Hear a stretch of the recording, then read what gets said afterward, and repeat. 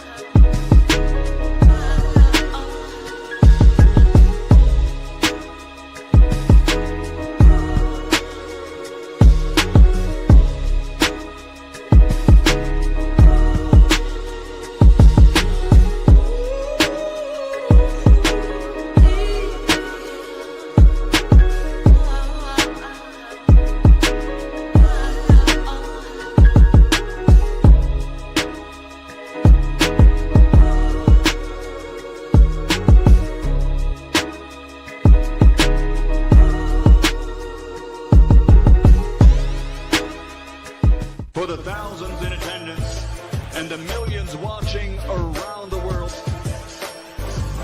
ladies and gentlemen, let's get ready to rumble!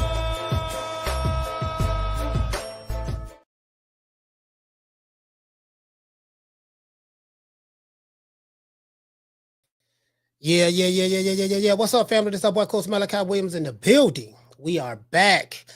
True Media Podcast. We are here. Y'all know what time it is. What time it is. We in this bitch. Y'all know what it is, man. We sitting here, man. Finna rock out. Y'all already know what time it is with me. So, I stay on them trees. So y'all know what time that is. Shit, ain't no secret about that. But shout out to Miss Black Panther. Daniel Agnew is in the building. John is in the building. Both Johns. John Martinez. What's going on, brother? What's going on, fam? You know what I mean? So salute to you, fam. Shout out to Mr. G4L. Salute. Mr. G4L, full live. Mr. G, full. Hey, I used to love to hear Mac 10 say that. Full live. You know what I mean? It didn't the NWO and wrestling. Yeah, man. Salute, fam. Shout out to who else we got to have in the building, man. We're going to have a good show today. You can believe that. We're going to have a good show. You know what I mean? I was sitting back. I was reading. I was reading the Ring magazine. I was reading the Ring magazine, and it was talking about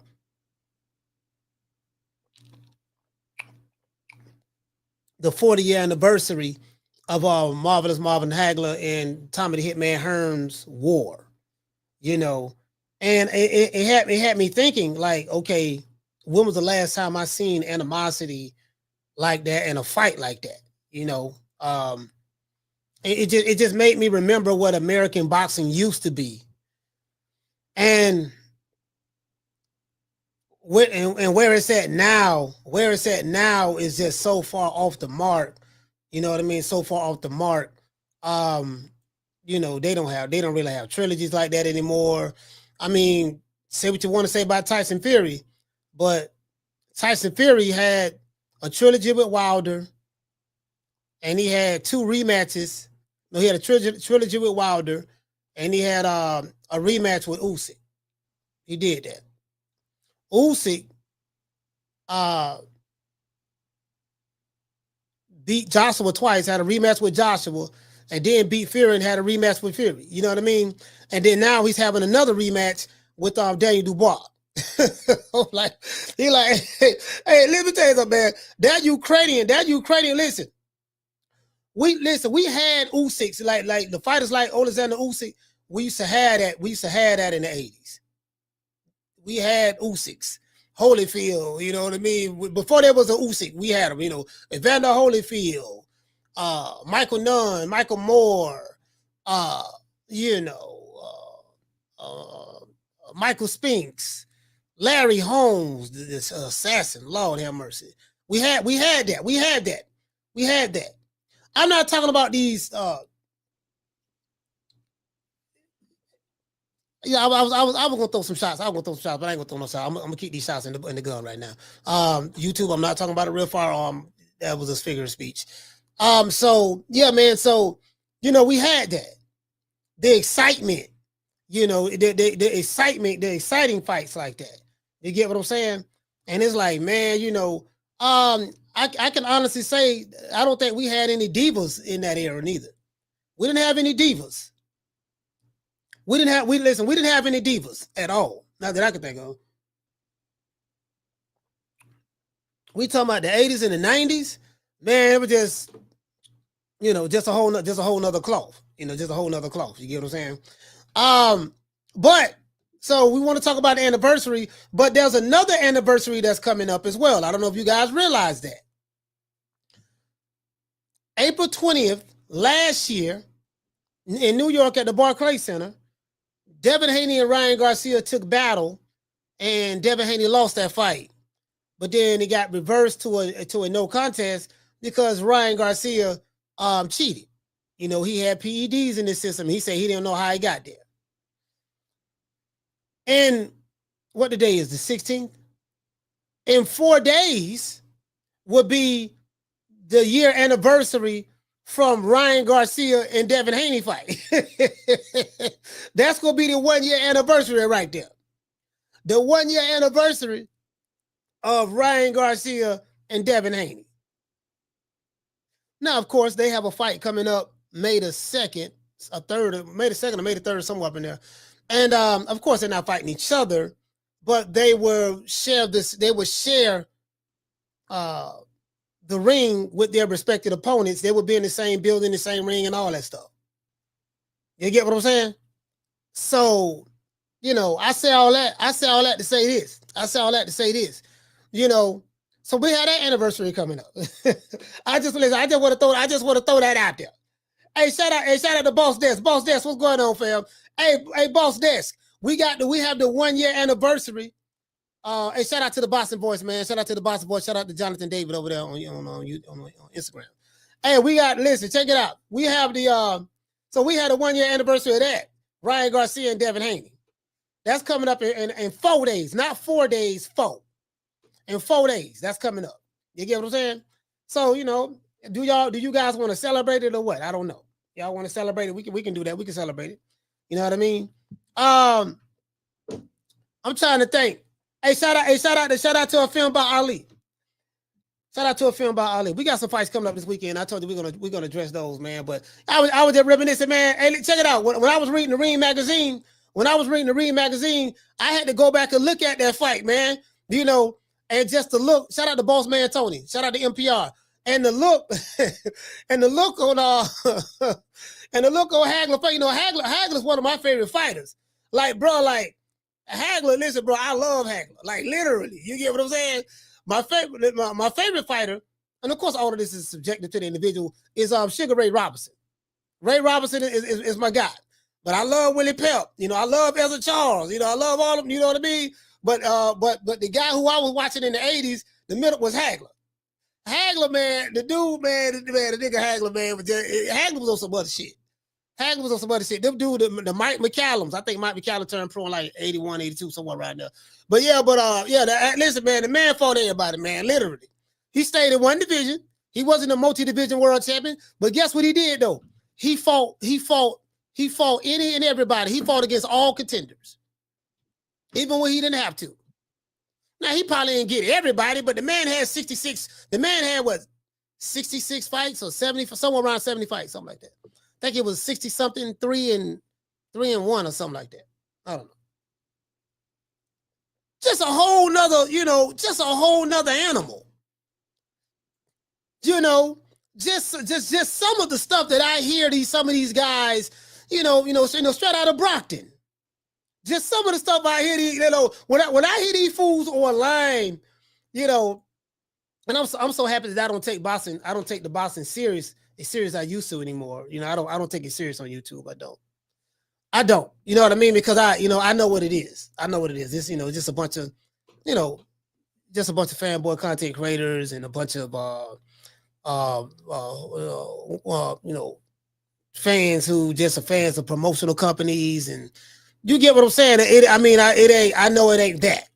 I remember I was having a conversation with Steve Kim, and Steve Kim, we're not going to have a lot of people for this show because this show is not talking about the current fighters, but Yeah, I didn't want to do no show on that. We're gonna talk about Ryan Garcia and Devin Haney and that fight card. We will talk about that, but I just, this right here, man, was this was the one for me.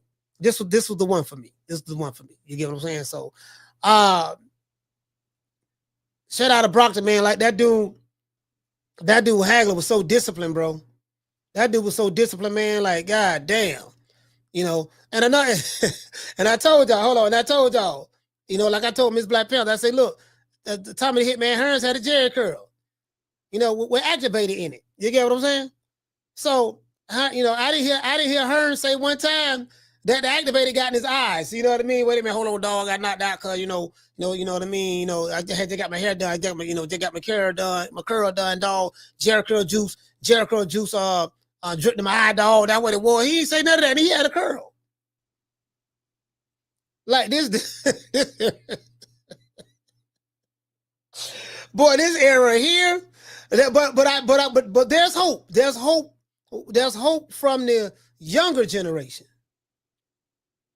The younger generation, there's hope. You know what I mean? I mean, like the Keith Colognes, the Abdullah Masons, the Keyshawn Davises, you get what I'm saying? The Baron Rodriguez. There's hope with those guys. There's hope with those guys. The dudes who came up idolizing Floyd Mayweather, those fighters that are in boxing, that had sparring wars in their gyms and stuff like that. Those fighters, those fighters are the diva fighters. That era, I would say that little era. I'm not going to say all of those fighters are diva fighters, but I just say that era. That little era right there, that little pocket right there. You get what I'm saying? That little pocket right there. Then you got the Jitter Boys coming up under them. I have a little hope in the Jitter Boys that's coming up under them. You get what I'm saying? Hey, what's that boy? Hey, what's that boy out of the UK, man, that hit like a Mack truck? Hey, what is that? Hey, what that dude out of was Muhammad? Hey, what's that dude out of the UK? I like that dude there, man. What's that dude? I forgot his name. Damn, man, I forgot the dude's name, man. What my UK people at? What my UK people? Well, what Green Eyes P at? What the dude name? What the dude name? They're comparing him to Mike Tyson already and stuff like that. Yeah, Moses. That's his name, Moses. I like that boy Moses, Daniel. I like that boy Moses. Yeah, I like Moses. Yeah, I like him now. I like him. See, the thing that's missing from the game today is the mentality. I mean, you're all fighters. We know that. Everybody fight. You guys are fighters. We know that, right? But I'm talking about a mentality. When I think about that era there, it was a mentality. I don't see that mentality in today's time. I see it in certain fighters, in some fighters, but I don't see them. I don't see that mentality there. It's just too much. It's politics has always been involved in boxing, but in today's time, it's just too political and it's too diva-ish. When I say that, I'm saying over here in America. I always say American boxing because it ain't going on nowhere else but America. But us Americans, we like the drama. We like the drama. We like the we like the bickering back and forths. We like the Twitter beefs. I have come to enjoy that. Okay, man. They fighting on Twitter. I'm gonna take the fight however I can get it. If I can't get it in the ring, let me get the fight on Twitter. You get what I'm saying? Get hit it with a check left hook on the keyboard or something. If I can't get the fight in the ring, okay, let me see Tank. Let me see Tank and Shakur fight on Twitter then. Then we can debate on who won the fight on Twitter. You know what I'm saying? Like this is what it has come to. True. Yeah, man. It don't take much. I told y'all before. Hey, shout out to M. Cole. It don't take much to impress on the press of mofo nowadays. Yeah, they see a dude. Hey, Z Pacino, what's going on, fam? They see a dude hitting. They see a dude hitting the pads real good. They look at a nigga pad work and they be like, yeah, man, you trying to tell you won't nobody can beat him. And I'm like, sir, you saw the dude hit the pads. He did a choreographed pad routine,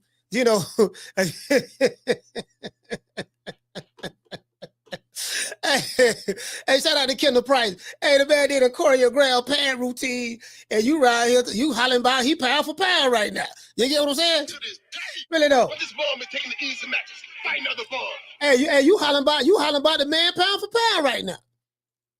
Based on what? You judge these fighters, you judge fighters in any combat sports on what they do over a period of time.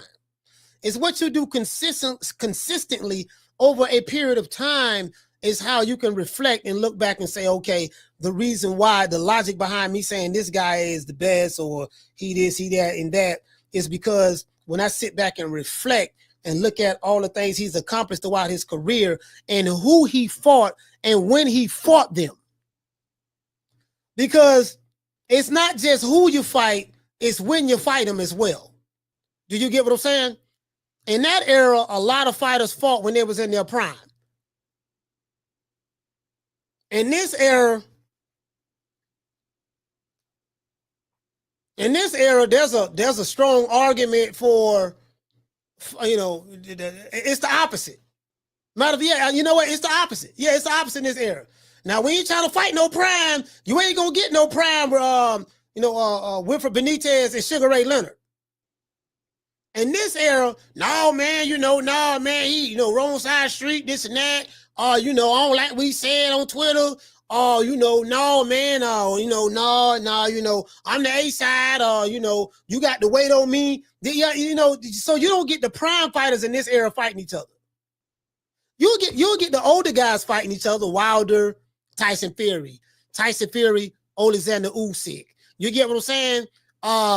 Stuff like that. But you don't necessarily get the young dudes in their prime fighting each other. For the most part. Now, we did get Tank and Ryan Garcia. But that got an asterisk because, it really don't have an asterisk. Ryan Garcia agreed to the rehydration and the catch weight. So that's on him. But if that was a Hagler or Hearns, it wouldn't have been no situation like that. Look, it ain't gonna be no rehydration clause, no catch weight. I don't give a damn what you come in at. Don't even worry about it. Just make the weight, then we ain't worried about the other stuff. You rehydrate whatever you want to rehydrate to. I don't care. But those are different fighters, right? It just then we got Devin Haney. We did get Devin Haney. We got Devin Haney Lomachenko. Hold on, one thing I will say now. We got Devin Haney Lomachenko, and we got Devin Haney and Ryan Garcia. And then Devin Haney did go overseas and fight on George Kambosos. So I know y'all don't like Haney, but look, he fought Loma, and he fought Ryan. Ryan fought Tank, and Ryan fought Devin Haney. So you can make an argument that, okay, you know what? Ryan Garcia fought Tank. Ryan Garcia fought Devin Haney. Devin Haney fought Ryan Garcia and Lomachenko. So you can kind of make an argument. Teofimo Lopez fought Lomachenko. He fought Josh Taylor, but that wasn't the same Josh Taylor. He didn't fight him in his prime. You get what I'm saying? But you get what I'm saying? So it's just certain things. Bro, like the middleweight division was such a glamorous division, fam. I take pride in the middleweight division. The middleweight division, man, is, bro, like what happened to our American fighters, bro? My nigga, like, you get what I'm saying? Specifically the black fighters, the black American fighters. The black American fighters, man, in the 80s and 90s, man, them dudes was, man, like what happened? Anyways, let's get into the show. But let me read the opening monologue. Marvelous Marvin Hagler versus Tommy the Hitman Hearns, the war. This is the anniversary. On May the 3rd, Ryan Garcia, pivot a little bit. On May the 3rd, Ryan Garcia, Teofimo Lopez, and Devin Haney will return to the ring in New York at the Barclays Center. Teofimo Lopez last fought Steve Claggett back in June of 2024. Devin Haney and Ryan Garcia last fought each other on April the 20th, 2024 in New York. 4 days from now, it would be the anniversary of, I don't know what you want, the Haney pack. We can say that. Ryan is coming off a year-long suspension for drug cheating after beating Devin Haney at the Barclays Center. When I looked at their opponents, Ryan Garcia has the easiest fight. Ryan is fighting Rolly Romero. I'm going to be respectful today. Devin the Dream Haney is fighting Jose Pedraza. Teofimo is fighting Arnold Barboza. Devin Haney and Teofimo Lopez appear to have stiff competition ahead of them, while Ryan Garcia seems to have the easy competition. He only needed a 2-week training camp to get ready for roly-poly. That's all. Barboza versus Teo is another matchup that I'm intrigued by. In other news, April the 15th, yesterday, marks the 40th anniversary of Marvin Hagler versus Tommy the Hitman Hearns. Epic battle dubbed The War. Hagler and Hearns were supposed to fight each other back in 1982. I don't know if you guys remember that. They were supposed to fight each other back in 1982. But Hearns had to pull out of the fight on multiple times because of hand injuries. You know, Hearns threw his right hand with all of his might. That's how he was able to knock out Roberto Duran. Well, Hearns throw that right hand, he throwing it. That's one thing you're gonna learn from Emmanuel Stewart. Emmanuel gonna show you how to throw. He gonna show you how to shoot that jab, and he gonna show you how to turn that right hand over. You know what I mean? Steve Kim told me some stories about Manny Stewart, man. RP to Manny Stewart, man. Yeah, man, look here, boy. When he threw that right hand, he threw. I'm trying to break my hand and knock your ass. When he threw that right hand, he threw it, bro. And then you get what I'm saying. So it is what it is. But as I said before, they were supposed to fight in 1982, but Hearns had to pull out because of hand injuries. By the time both men stepped into the ring at Caesars Palace Hotel in Las Vegas, the tension, the dislike, and the animosity between the two men had hit an all-time high. Hagler's undisputed titles were on the line, and he was ready to die inside that ring that night. This wasn't a boxing match. If you want to say, I don't know, rock'em sock'em or whatever. Boy, it was one of them. It was one of them.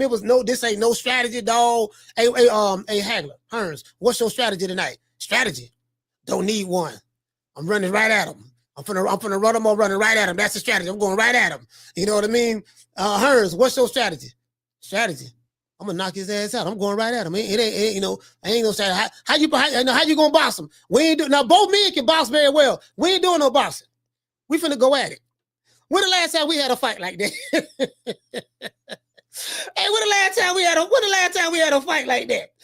I'm talking about a business. Boy, I'm trying to tell you, boy. This wasn't a boxing match at all. This was a war. This was a fight. Pretty much, both men pretty much met in the middle of the ring, and they started dropping bombs from the second the bell rung. Hearns hit Hagler with some vicious right hands, left hooks too. You know what I mean? And Hagler ate him. Hagler got hurt. Hagler got stunned a couple of times in that fight. He wobbled a couple of times in that fight, but his will to win would not allow him to stop punching. Hagler had a chin in the head. No diddy.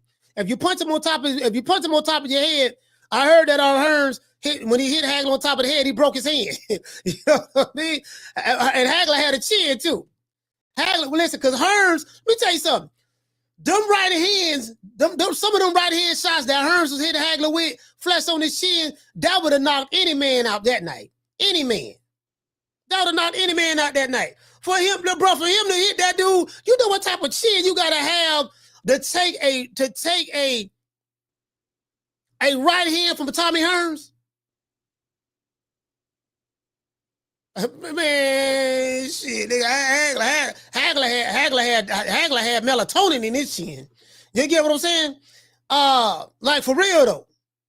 Now I will say this: Hagler was stunned several times in the fight, but his will to win would not allow him to stop throwing punches. Now, although the fight only lasted 3 rounds. And some people say 8 minutes of hell, right? It only lasted 3 rounds. You know what I mean? But it was the best 3-round. It was the best 3-round fight that I've ever seen. You get what I'm saying? Some people would say this fight was the best fight ever. You know what I mean? We had a lot of fights in boxing, so I don't want to get caught up in the hyperbole of that. But this fight is up there. It's up there. But as you know, as I said before, some people would say this is the best fight ever, but it was never going the distance. It wasn't going to go the distance at all. Marvin Hagler was determined to use his power and his strength, to try to overwhelm Tommy Hearns, and he wanted to use that to his advantage. Hagler knew that he could stop Tommy Hearns if he jumped on Hearns early. If he jumped on him early and put the pressure on him, from the start, he knew he could stop him, right? Well, at least that was his belief. Hearns was the taller fighter. Hearns was I think it was 6.5 feet or 6'1" or something like that. You know what I mean? 6.5 feet to 6'1", so somewhere around that height, right? But he was very lean and he lacked strength in his legs. And Hearns was known for, people saying that he was kind of, he was kind of chinny a little bit. He had a mean right hand, but his legs wasn't the strongest. You know what I mean? So, when he started getting tested on that chin, them knees are buckle and all that stuff there and yada, yada, yada, but Hearns had a mean right hand, a mean jab, mean left hook, mean bolo punch, and when he threw his punches, he turned with his shots. Hearns, like a lot of times people fought Hearns, he cut him. He cut him because he know how to turn, bro. He know how to turn that. He know how to turn that jab. When he throwing that jab, he know how to turn it. When he throwing that hook, he know how to turn it. When he dropping that right hand, he know how to turn it. So when you fought Hearns, man, Hearns, a whole lot of people used to get cut fighting Hearns, boy, because he know how to turn them shots. I was talking to Dickie. I was talking to Icky Woods, right? No, Dickie. I was talking to Dickie Woods, right? Dickie Woods, we're already known trainer Dickie Woods. He trained a lot of them. Chico Corrales, James Like Tony, all that there, right? He said what's missing in boxing today, like they be doing all this pretty pad work.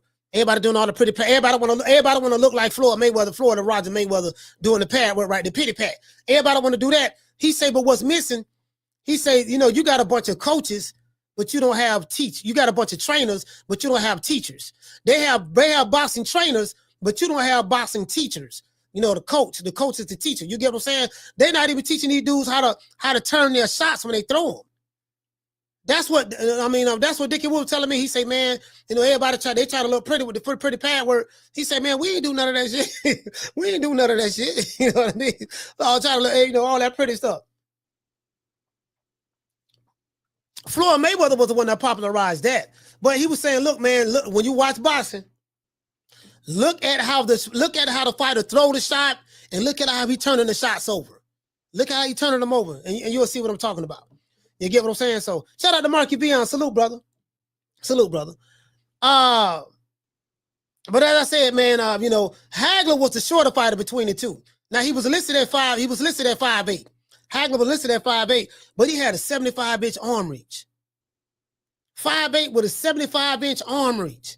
There's some long ass arms. That's why when he used to shoot that gazelle punch, he like leaping across the ring. He always landed that jab because Hagler was a master at measuring the distance. He was a master at closing that distance, man. And and like when you think that you are out of harm's way, he knew exactly what he had a quick little leap. Now he best try to leap at your ass, bop, catch it with that straight jab. And you like, God damn, man, I thought he was far away. Nah, he was right there. You get what I'm saying? Like for real though. So I mean, it is what it is. The game plan. No, another thing too. Now Hagler had a 75-inch arm reach, but Hearns had a 78-inch arm reach. Hearns had some long ass arms too, bro. 78 inches. You get what I'm saying? Some long arms. The game plan for Hagler was simple: jump on Hearns early and drag him into a dogfight. That was the best way to beat him. You know what I mean? Marvin Hagler dominated the middleweight division, and Marvin Hagler checks all of the boxes when it comes to my boxing criteria. My boxing criteria is Hagler, Hearns, Roberto Duran, Sugar Ray Leonard, all those guys check the box, right? My boxing criteria is the level of competition you fought. Hagler checked that. How many top 10 fighters you fought? Hagler, check that. How many career-defining fights you've had? Hagler, check that. Or if you had any. And did you fight the best of your division? Hagler, check that. And if you stayed in the weight division a long time, did you dominate the weight division? Hagler, check all the boxes. True.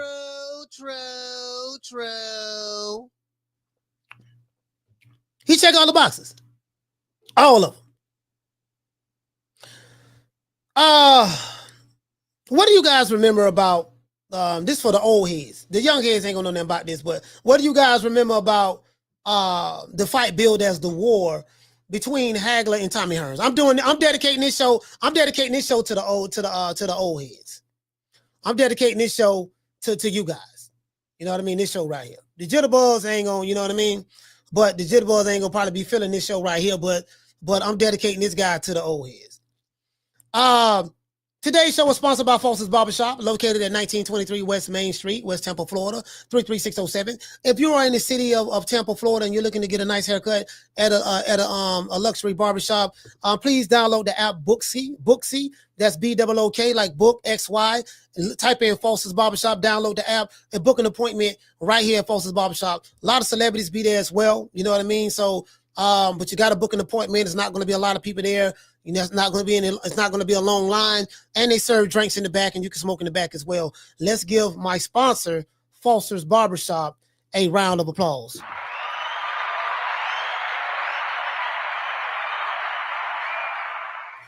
Yeah, man. It is what it is, man. It is what it is.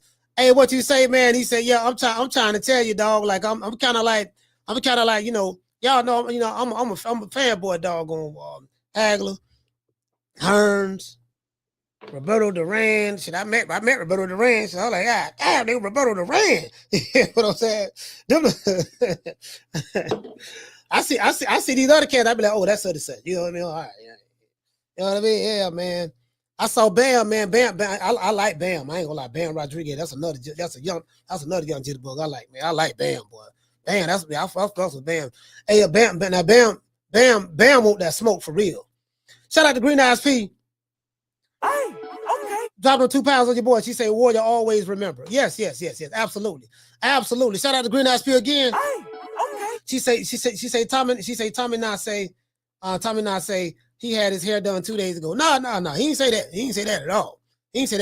Bro, like Tommy, listen, Tommy, yeah, you know what I noticed about Tommy Hearns too? Tommy Hearns and Hagler, they was mean, bro. They was mean. Like Hearns, bro, I'm looking at the face-off. If you look at the face-off with Hearns and Hagler, bro, the way Hearns gave Hagler a death stare. He gave him a death stare, bro. Like the way he was looking at him, I'm gonna show it. The way he was looking at Hagler, and the way Hagler was looking at him, the way Hagler was looking at Hearns, bro. I was like, you ain't, man, my nigga. I ain't seen that, boy. Boy, that was beef right there, boy. Down from the bar, there's a platform stage. People pimping, sharp as razor blades. That was the era when people took pride, when fighters took pride in being the champion. In today's time, fighters don't take pride in being a champion. I'm gonna say American fighters. They don't take pride in being a champion. In that era, there was a sense of pride of being a champion. It was a sense of pride of being a champion. In today's time, you just got a bunch of title holders. You just got, listen. You just got a bunch of title. Marky Beyonce, he say, Coach, I was comparing old school boxers to today's cats. Who Boots remind you of, Coach? Boots don't remind me of nobody. Boots don't remind me of nobody. I don't compare these young fighters to old school fighters. Shout out to Fistiana Fights. What's going on, sis? I don't compare young fighters to old school fighters. I don't do that. Because what happens is you go to telling because to me it's disrespect to the old school fighters. These dudes ain't doing nothing nowhere near what those guys have done. So I can't compare this dude. I can't compare Boots to any of those dudes. He don't remind me of nobody. He remind me of Jerron Boots Ennis. He remind me of Jerron Boots Ennis. I'm just being honest with you. But anyways, man, before we get into the show, we got to say all praise due to the Most High, the Most Exalted, the greatest human being on the planet Earth, Mr. Al Heyman. And I say that sarcastically. Well, I guess I gotta be like everybody else and sing Al Heyman. I can quit my job now, baby. 6 figures, baby. You feel me? I'm about to But a name. Do you have a name? Oh, nah, I ain't got no name, Name them names, man. They know who they is. Name them names, please. The names need to be named. They know who they is. The Mexican monster. Man, I should have called my main man Steve Kim, boy. Steve Kim told me some stories about when he talked to Bob. You had he was talking about when he talked. Damn, sorry, I can't. Let me get it out. He was talking to Bob Arum about the how that deal was made. Was it when Bob finally got with Top Rank? Because not with Bob, when Hagler first got with Top Rank, I don't know if you guys knew, they had to get in contact with Congress. I think Tip O'Neill, because Hagler was being blackballed. He was being blackballed in boxing, and Hagler, none of the promoters wanted to mess with him. He was known for being a badass. He was that guy at that time, and Don King put together a tournament. I want to say it was on ABC. On the Wide World of Sports, he put together a tournament, and I think they had boxing matches on a warship, USS Cole warship or something like that. They had boxing matches there, and Don King had a fixed ranking system, and they had a tournament going on. He had a fixed ranking system in the tournament, and Hagler couldn't be a part of that. You get what I'm saying? It was a lot of crazy stuff that was going on. So you got the. Hey, hold on. Green, oh, that's Green Eyes P. Shout out to Green Eyes P. Ficiano, what's going on, Ficiano? John Martinez. So the Petronelli brothers, the Nelly brothers, they believed in Hagler. The Petronelli brothers, they believed in Hagler, bro. And Hagler believed in them. That was a tough dude, fam. Bro, that was listen, man, just the mentality that you have to have, I don't really see that in today's boxing in America. I don't. It's a lot different. Again, not taking anything away from these fighters here, but I just haven't seen it yet. That mentality, them dudes was mean, bro. They was mean. It might be a couple of fighters that have that meanness. It might be a couple of fighters that have that meanness like that. When they fight, it's like they got gunpowder in their mouth or something. When they fight, it's a couple of American fighters. You know what I mean? That's like that. But yeah, man. And they fought each other. They fought each other in their primes. Now Hagler and Sugar Ray wasn't in their prime. They fought each other, but I'm saying, but for the most part, you got a lot of prime fights. Like fights happen in their prime. Wasn't no over marinating. Wasn't none of that. Like, okay, hell, Sugar Ray Leonard and Wilfred Benitez fought each other. And when they was like 21, 22, something like that. Roberto Duran and Sugar Ray fought each other. What, the early 80s, 81, 82, somewhere around there? They was in their 20s. Roberto Duran dominated the lightweight division. You get what I'm saying? So, they fought. There was not in the politics that you hear going on today. You get what I'm saying? That's not in the politics that you have going on today. That just wasn't there. Like they wanted real smoke. You get what I'm saying? They wanted real smoke, and a fighter's word meant something. Hagler was the type of guy. If I say I'm gonna do something, I'm gonna do it. I told you I'm gonna fight you. I'm gonna give you my word. I'm gonna fight you. Hagler, you don't have to fight him. No, I gave my word. I'm gonna fight him. I'm gonna do that. He was that guy. You know what I mean? Man, you shouldn't fight John the Beast Mugabe. No, he the number one contender. I'm gonna fight him. Listen, hey, listen, no, he the number one contender. I'm gonna fight him. But you passed your prime, Hagler. I think he fought John the Beast Mugabe. That was in 1986. That was the year before he fought Sugar Ray. When Sugar Ray seen that fight, he said that's when he knew he could beat Hagler and all that stuff. Then he came back and, I thought Hagler won, but but it is what it is, man. It is what it is. I'm talking about in 87. But he fought him.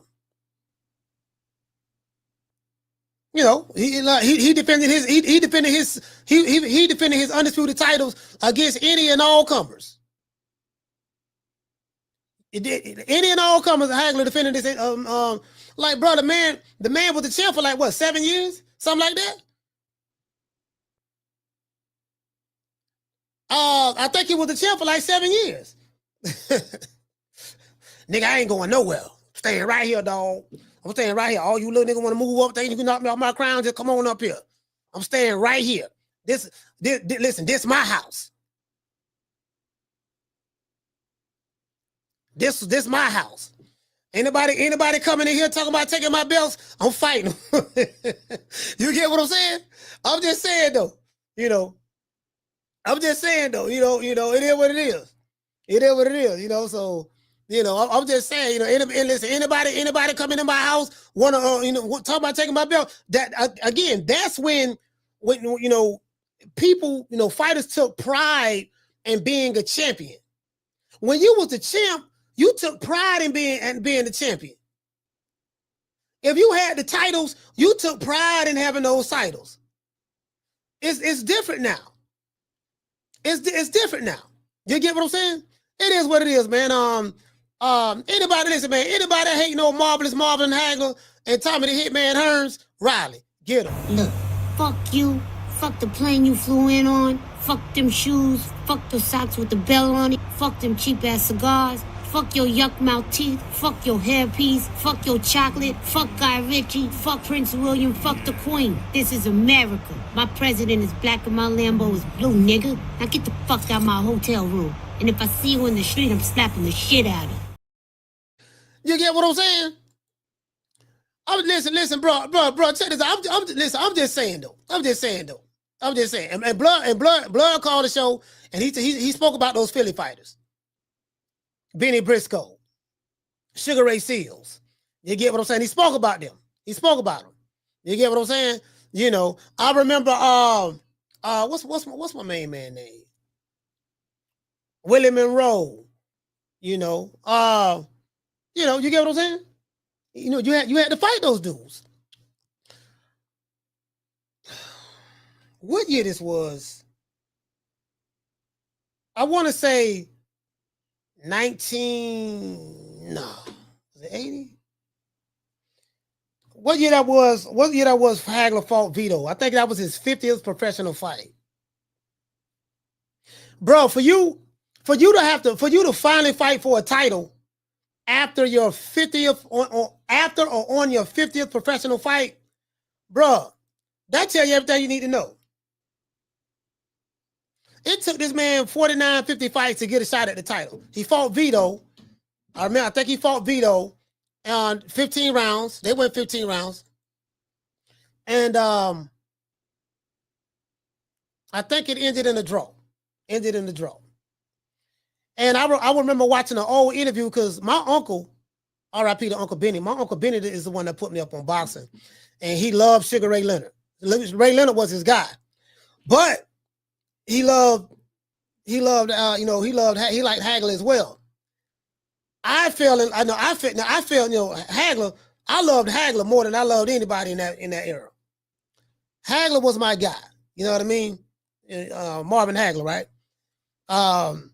Sugar Ray was the one that everybody loved the most. Sugar Ray was he was the golden boy before the golden boy, Oscar De La Hoya. Sugar Ray was that, the Olympian gold medalist, this and that, commercial endorsement. Sugar Ray, he just couldn't do no wrong. But it was something about Hagler that I liked more. Hagler was a blue collar dude. Hagler was a blue collar dude, wasn't no pretty boy. He was all business. And then when it came to boxing, it was mean as a rattlesnake. He took it personal. Bro. Hey, he took it personal. Like if you said you wanted to fight him, he didn't say, "Oh no, you got to fight such and such first. Oh man, he just trying to get a payday. That's all. He just trying to get a payday. No, Hagler didn't say that. He took that personal. Oh, you really want to fight me for real? Are you serious? All right, I tell you what, get in line. Cause I'm not vacating my belts. None of that. I'm staying right here in 160 in the middleweight division. This is what I'm saying at my entire career. I tell you what, I'm gonna fight all y'all. Y'all just get in line, and he gonna fight all of them. Hey, shout out to shout out to Moise. Moise, what's going on? He gonna fight all of them. Every last one of them. Ray Leonard, same thing. Sugar Ray Leonard, same thing. Sugar Ray Leonard ain't duck no smoke. Sugar Ray ain't duck no smoke at all. Roberto Duran, same thing. He didn't duck no smoke. At all, he didn't duck no smoke. They didn't use the language that these dudes using now. You hear what I'm saying? So, hey, the Tavern, he say 4 kings for a reason. Facts. True. Yeah. True. Yeah, 4 kings for a reason. 4 kings for a reason. That's why I laugh. That's why I laugh when this fool. What fool said that? What fool said that? Was that Showbiz? I don't know who said that. I don't know who said this dumbass shit. Yeah, when they said Ryan Garcia and what he said, Ryan Garcia, Tank Davis, Devin Haney, and who else it was? Was it Teofimo Lopez? No, and Shakur Stevens or somebody, or whoever it was it Teofimo or somebody? They was the new 4 kings. It was the funniest ish I ever heard of in my life. I say this dude is a super casual content creator. Either that or he trolled or he pandering to his audience. He's either a super casual or he's pandering to his audience. Or he really believe that shit. And I'm like, because I grew up in that era. I know the mentality of Sugar Ray Leonard. I knew the mentality of Roberto Duran. I knew the mentality of Tommy the Hitman Hearns. And I damn sure knew the mentality of Hagler. Those 4 dudes he named don't even have that mentality. They didn't go through the gauntlet like those dudes went through. Like, as I said before, your name is built and created based on who you're fighting when you fought them. That's how you build your name. You don't get a name and it's held with respect, just because you got a pretty name. Sugar Ray wasn't sweet because he was Sugar Ray. Sugar Ray was sweet because of what he did in the ring, who he fought, when he fought him, how he performed under the lights. Sugar Ray got losses, he do. Roberto Duran, he built his name based on who he fought, when he fought him, the type of performance he put on in the ring. Tommy the Hitman Hearns, same thing. They called him the Hitman for a reason. That's why I laugh when Jamal Charlo say Jamal the Hitman Charlo. Dude, you ain't the Hitman. Ain't nothing Hitman about you. That disrespect to Tommy Hearns. Tommy Hearns was the Hitman. Tommy Hearns had a list. Okay, who all the niggas y'all say better than me? Sugar Ray Leonard, okay, got him on the hit list. Who else y'all say better than me? Oh, Roberto Duran, okay, got him on the hit list. Who else y'all say better than me? Iran Barkley, okay, got him on the hit list. Even though Iran Barkley will be there. Who else y'all got on the hit list? Hagler, okay, got him on the list. Like, listen, Tommy Hearns had a real list. He had a real list for real. These dudes ain't got no list today. True. Hey, look here. These dudes ain't, listen, they don't have no list today. You know how I know? You know how I know? You know how I know they don't have a list today? This how I know. Hold on. Where is that? This how I know. We the Charlo twins. We known for calling everybody out. Please call these people out. Listen, the whole world's looking at you. Call these people out. What's up? It's the Jamal the Hitman Charlo. Let's get it. Who want it? Name them names, man. They know who they is. Name them names, please. The names need to be But they know named. who they is. The Mexican monster. Mexican monster. Mello. How you gonna call yourself the Hitman, but you can't name the names that's on your hit list? Hey, shout out to Will. Hey, shout out to T-Bonafide. Listen, make this make sense to me. How can you call yourself the Hitman when you won't even name the names on your hit list? I'm just asking. Yeah, what I'm saying. Doesn't that? Hey, shout out to NPR, salute fam, shout out to Mo Easy. Doesn't that you know, like how, like,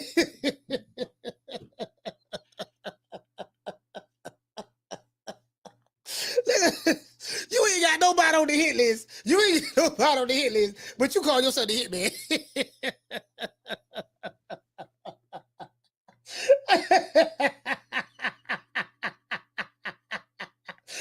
Hey, shout out to Marky B. Hey, Marky B, I'm just saying, fam.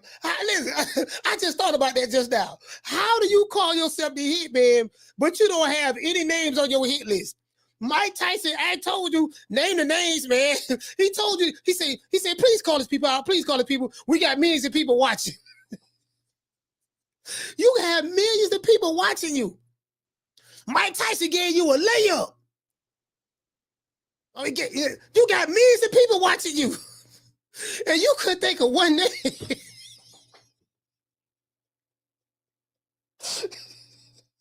You couldn't think of one name, fam.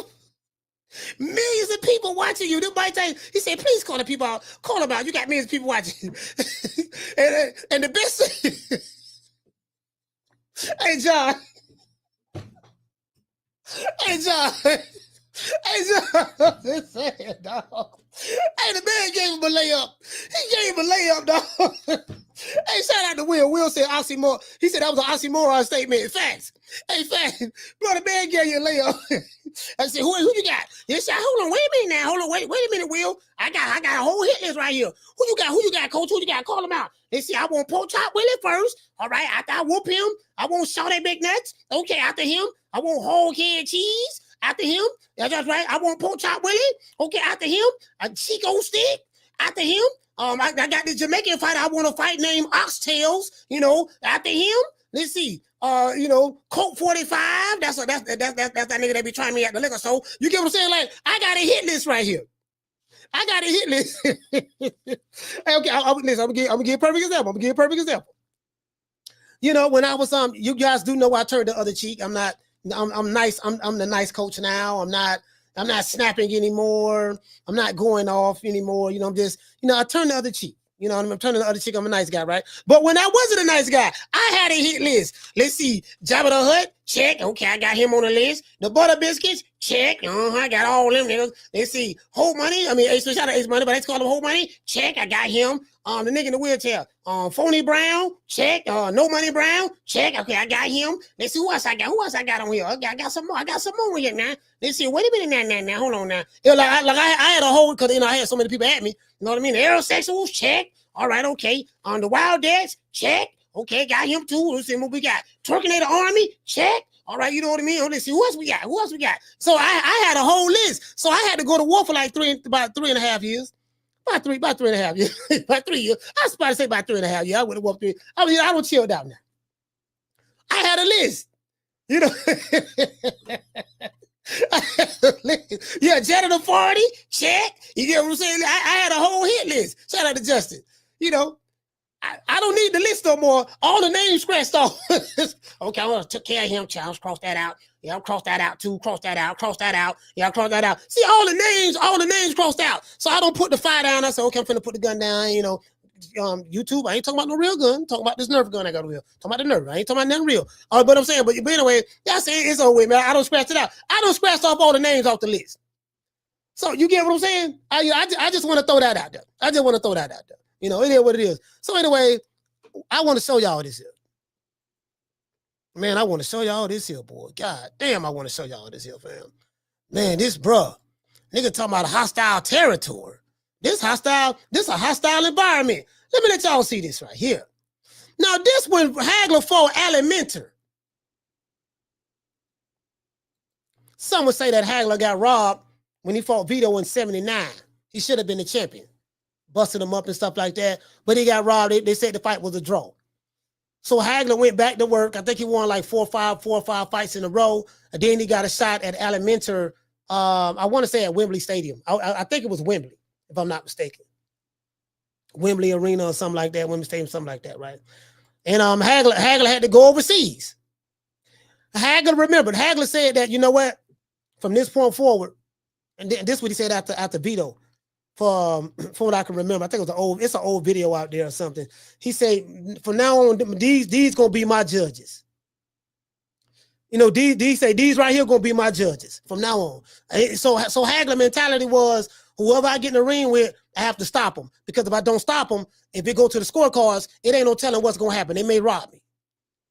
So his mentality was, I'm finna knock these mofos out, whoever I get in the ring with. So I got to give it some context. This Hagler, after he won the middleweight title in London. Champion of the world is Marvin Hagler. That quickly. And here it was. Minter made a terrible mistake of trying to mix it up with Hagler in the second round. That's Hagler. Hold on. I ain't trying to show that. I'm trying to show after he won. Well, this it right here? I'm trying to show after he won. Hold on, where is that? Bro, they were throwing bottles. They were throwing beer cans.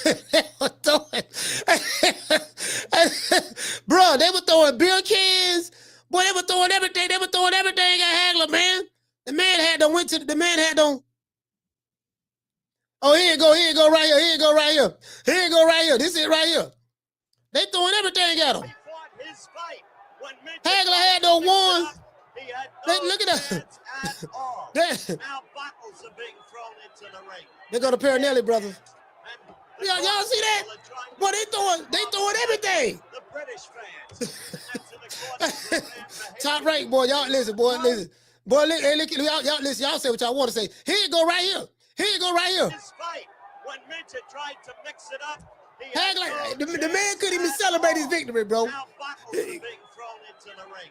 And beer cans. They throwing bottles of beer. Howard Cosell in the back. They don't have color. They don't have color commentators in today's time. They don't listen. They don't have color. They don't have color commentators. Colorful commentaries. You know what I mean? Yeah, man. They don't have that. Boy, y'all see that there? The man getting escorted out the ring.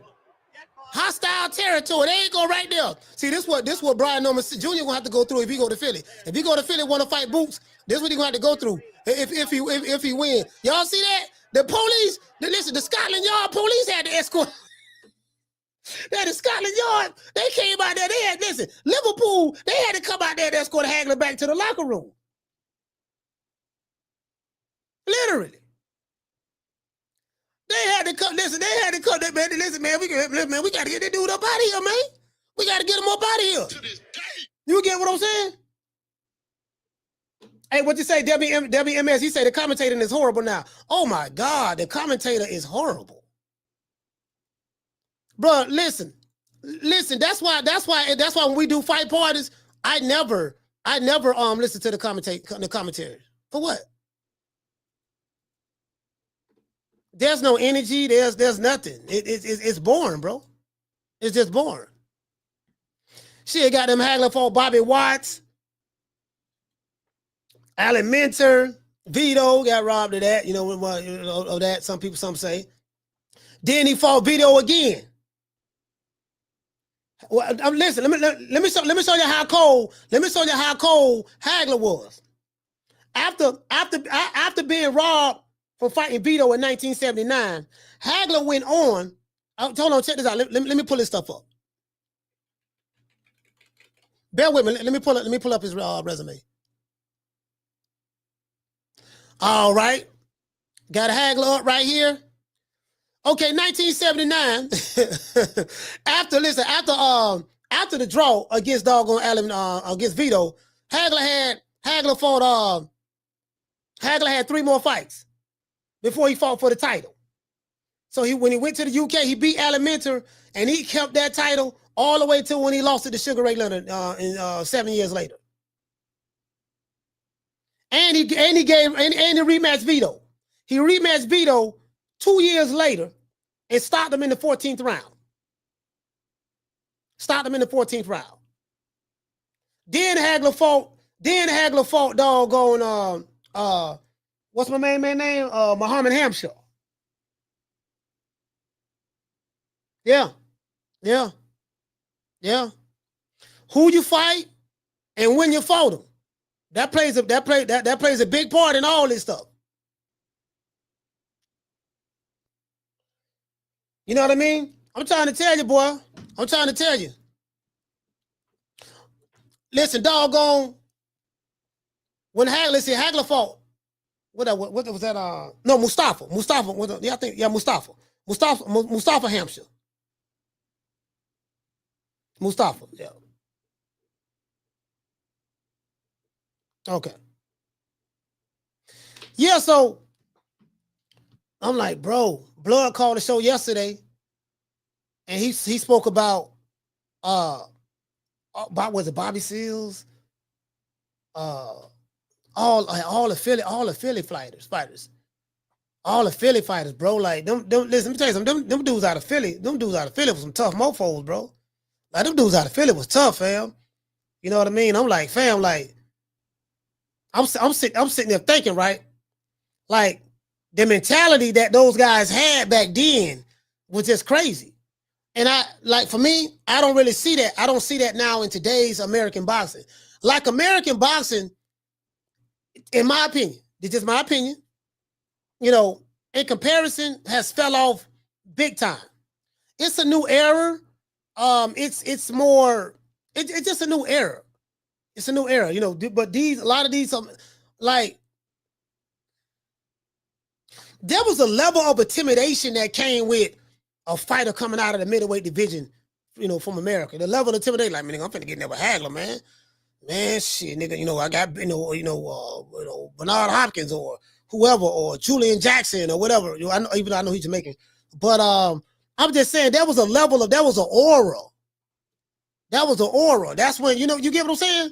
There was an aura back then. You had Roger Mayweather, the Black Mamba. You had a whole, you get what I'm saying? There's just a whole bunch of, you know, it just had a stigma, an aura. That stigma and that aura is not here today. There's no, like if I think of a Tank or a Devin Haney or a Shakur Stevenson or, you know, just, you know, the Ryan Garcia or any of these guys, I don't get that. I don't get that. Damn, you know what I mean? Like, you know, like you get it's different. And this ain't no knock on those guys. This ain't no knock on those guys, but it's different. Do you get what I'm saying? What you say, John? John say it's social media. Is it social media? You know what, John? I can't put my finger on it, bro. I can't put my finger on it, but the twisted is not there. The twisted is not there, fam. It's not there. It's more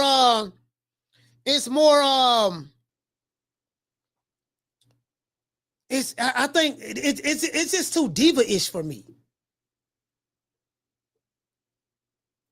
You know, like, hold on, matter of fact, let's do this. Let me go to Sugar Ray Leonard right quick. Let me pull up Sugar Ray Leonard. Well, I'll pull up Roberto Duran. Bro, like, let me pull up, goddamn. Hold on, let me do this. Well, this Roberto Duran right here. Remember I said back then they had a lot of prime fights, fighters who fought when they was in their primes, right? Let's see. We already know Roberto Duran ran through. You know, Roberto Duran, he started out as a featherweight, but he ran through. Let me see. Where Ray Leonard at? Roberto Duran fought Ray Leonard in 1980. I think they was in their 20s. in their 20s. He fought Ray Leonard twice. Then he fought Wilfred Benitez in 1982.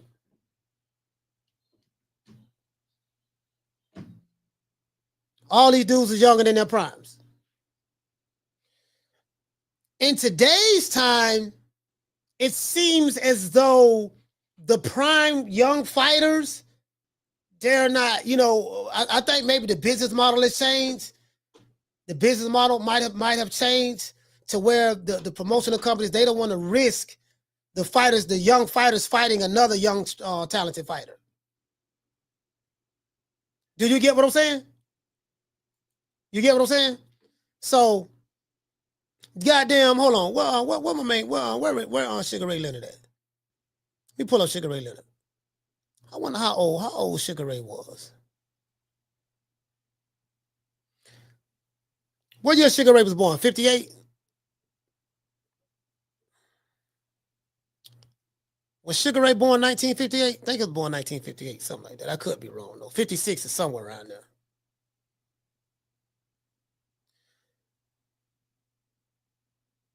Floyd, I'm looking at when he beat Floyd Mayweather Sr. Floyd Mayweather Sr. was 15-1. But he fought Sugar Ray Leonard. Y'all check this out. Let me show y'all this here. Sugar Ray Leonard fought goddamn Wilfred Benitez in 1979. Look at this shit right here. 1979. Sugar Ray was like 20-something years old. Do you know what it's like to get a 20-something-year-old fighter in today's time? That's the equivalent of a 20-something-year-old Keyshawn Davis fighting. Well, Tank Davis is 30 years old, so he's 30. So I can't even compare that. But I'm just saying, like, if you say both of these guys are in their prime right now, that'd be equivalent of that fight going down right now. Or that'd be the equivalent of, Devin Haney and fighting Tank years ago or whatever. You get what I'm saying? And then right after that, he fought David Boy Green. Then he fought Roberto Duran twice. Back to back. See, these were prime fights right here. All of these was prime fights, prime years. Then in 81, he fought Tommy the Hitman Hearns. Both men were young and still in their prime. Stopped them in the 14th round. You get what I'm saying? Then Sugar Ray had some injuries and stuff like that. He retired for like 3 years, and he came back and he fought Hagler, and he beat Hagler in a split decision. And then he lost to Hearns right here in 1989. Fought Hearns again. Hearns beat him. Sugar Ray, the judges said it was a draw. If you go back and watch that fight, it ain't no way you come away with a draw in that fight. No way. Sugar Ray got knocked down twice in that fight. But anyways, that you couldn't, there was a rule of thumb. You couldn't beat Ray Leonard in Vegas. Couldn't beat him in Vegas. That was a rule of thumb right there back then. But what I'm saying is, I'm showing y'all that to say this. They like the young guys fought in their primes around that time. They didn't over-marinate the fight or whatever. Now it's hell. I can't think maybe Eddie Hearn. You know what? What do y'all think about Matchroom?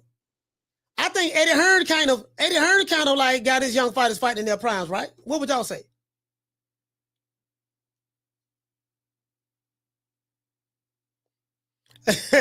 Hey, he say they was betting. They was betting. That's why. Yeah, man. Hey, hold on. Check this out. And the fans were different. The fans were different back then. Listen, not only did the mentality change, but the fans were different back then when you're watching boxing in the 80s and 90s. The fans were different. the social media boxing, this is a strange place.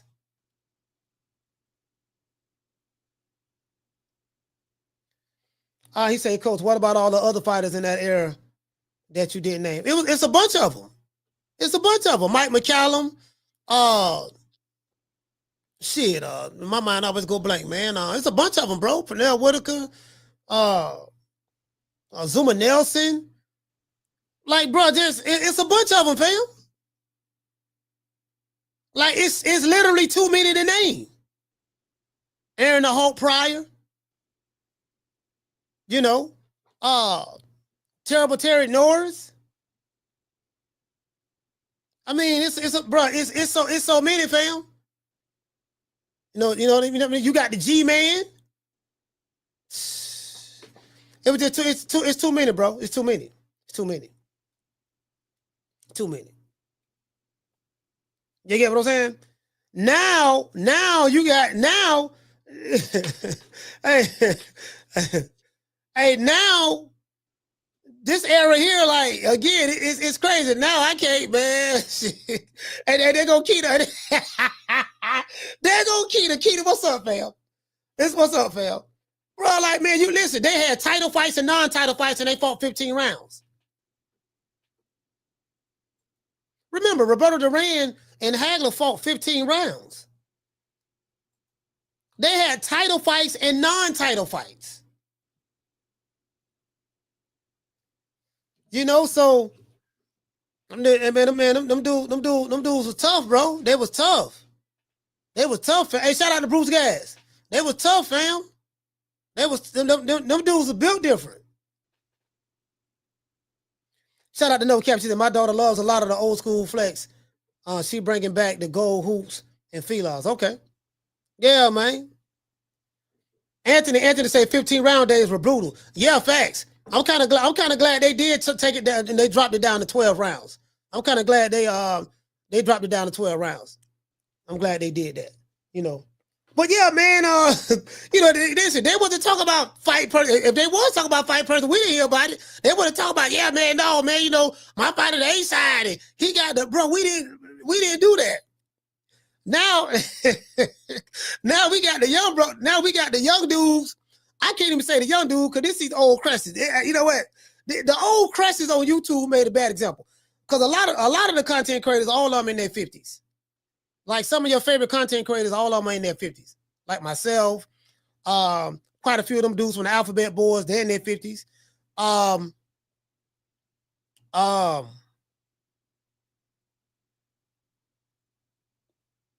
And then you got some older ones that's damn near 60 and stuff like that. And you know, bro, some of the stuff I be hearing that they say, fam, it be crazy.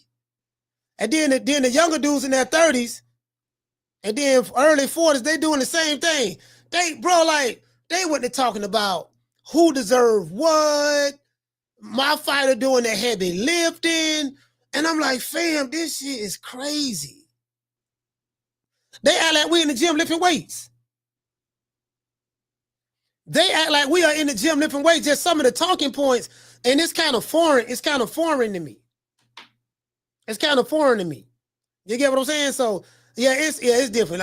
Listen, bro, I'm not, again, as I said before, I'm enjoying the sport of boxing where it's at right now. But man, all that hyperbole, it take a whole lot to impress me, bro. And I ain't gonna lie, bro. I'm just enjoying the ride. You wanna talk some shit? Call me. Start some shit, bitch. Sup, fool? You gonna talk shit about me, homie? Where you from? Hundreds of niggas is waiting for your motherfucking call, and they all talking shit about you right now. Call the coach at 530-494-9636. We waiting on your bitch ass. I saw a video from Blue Blood Sports TV. Blue dropped the video saying, "Yeah, man, you know, cause I don't know if you guys noticed, but hold on, let me show the PBC gangbang or something. I know a lot of y'all be gangbanging for the PBC. Shout out to Tip Bailey. Shout out to Tip Bailey. I want to show y'all something though. I've been seeing some of these pro PBC YouTube channels. Oh man, who Turkey Alex Sheik think he is? And the PBC don't need him. We don't need him. You know, those pro PBC guys. Okay. Yeah, man, Tate don't. Yeah, man, you get what I'm saying? Tate told him right. We don't need him. The face of boxing, Canelo's over there now. Oh, that different. Okay, all right, let's go. Let me see. Let me see that I let me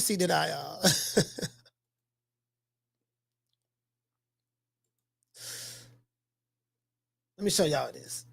All right. This took all the shit with Keyshawn.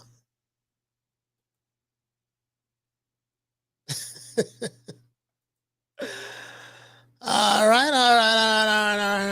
Let's go right there. Okay, let's go right here. Let me go right. Let me see if I find it.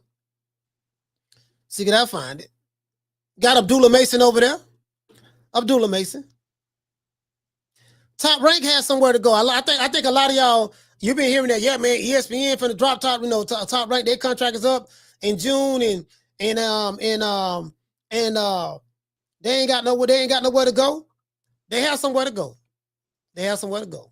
Y'all will find out in a minute. But I want to show y'all something.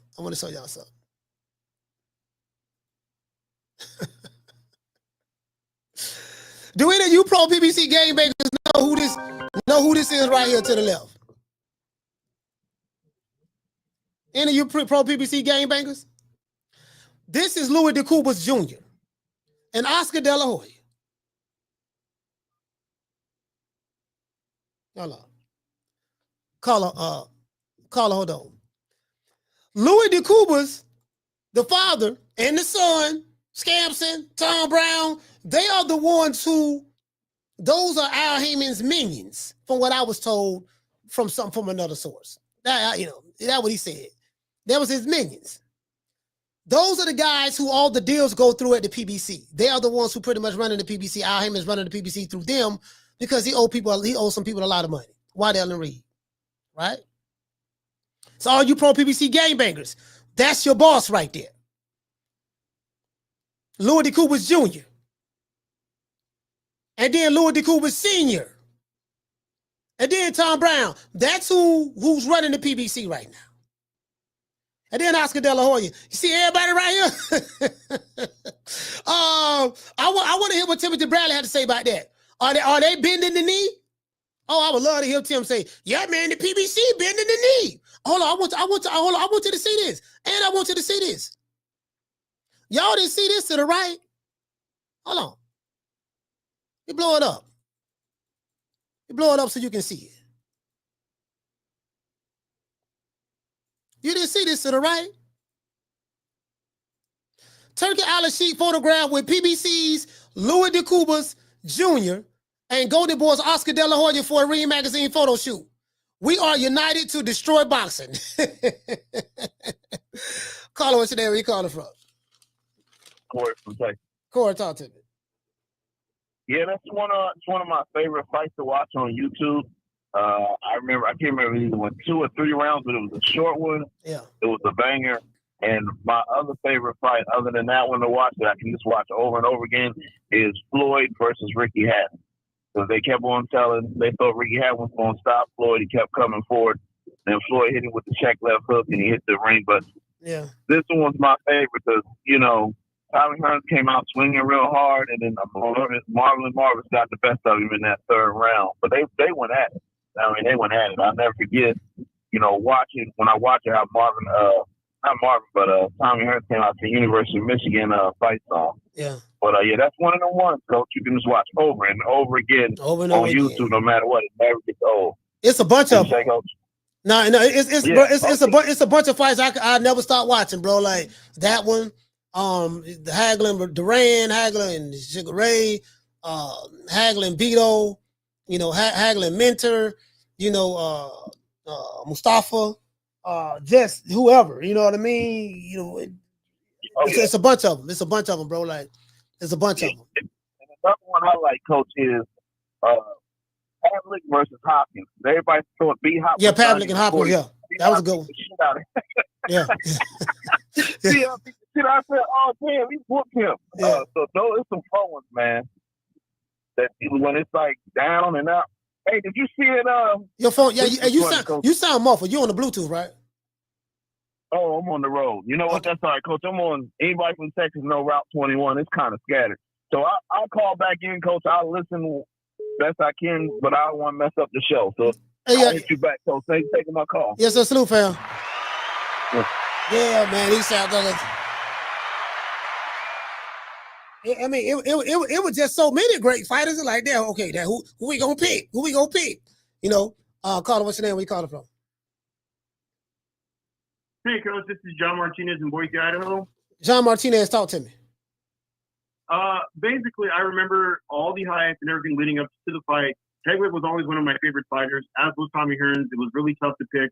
I really thought that Hearns had a chance, but I guess I greatly underestimated Hagler. You know, I should have known better, especially given everything that Hagler showed. But the one fight that I would recommend for everyone in this quick call that I'm about to end is Bobby Chacon versus Bazooka Limon 4. Mm-hmm. All 15 rounds of that fight are round of the year candidates, and you will not believe the end of the 15th round. And this is for those who have never seen it. Go watch it as soon as you have time. Thanks, Coach. You have a good day. Hey, man, shout out to John Martinez, man. Damn, man. Yeah, you just put me up on one. I gotta look that one up.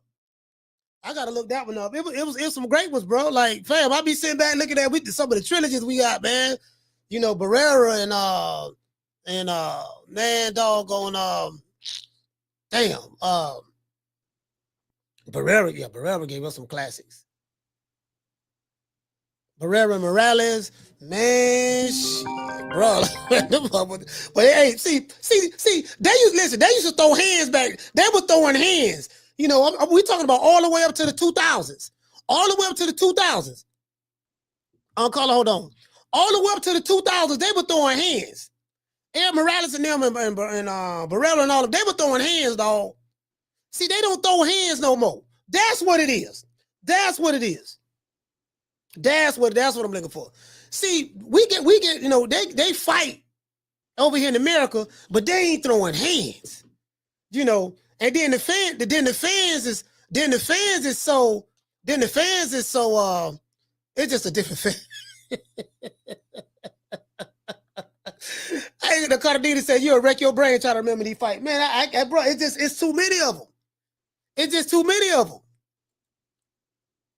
You know, I think the closest thing we got to a classic fight in this era was probably Tyson Fury and Deontay Wilder. Tyson Fury and Deontay Wilder probably the closest thing we got to a classic fight. Because we had a trilogy in it. It was drama. It was you get what I'm saying? there was a animosity. You get what it was everything. It was everything. And then the cherry on the top was the third fight. I'll call it what's your name you called it from. Jamie from New York. Jamie, talk to me. What's up, Coach? You hear me? Hello? Yeah, I can hear you. Sound muffled, but I can hear you. Oh, okay. Hey, Coach. All right, good. Another good fight to watch, Coach. Chiquita Gonzalez and Michael Carbajal, man. Mm-hmm. Those were wars too, man. You know? But, hey, Coach, I'm glad you did this show. You brought back memories, man. Thank you for that.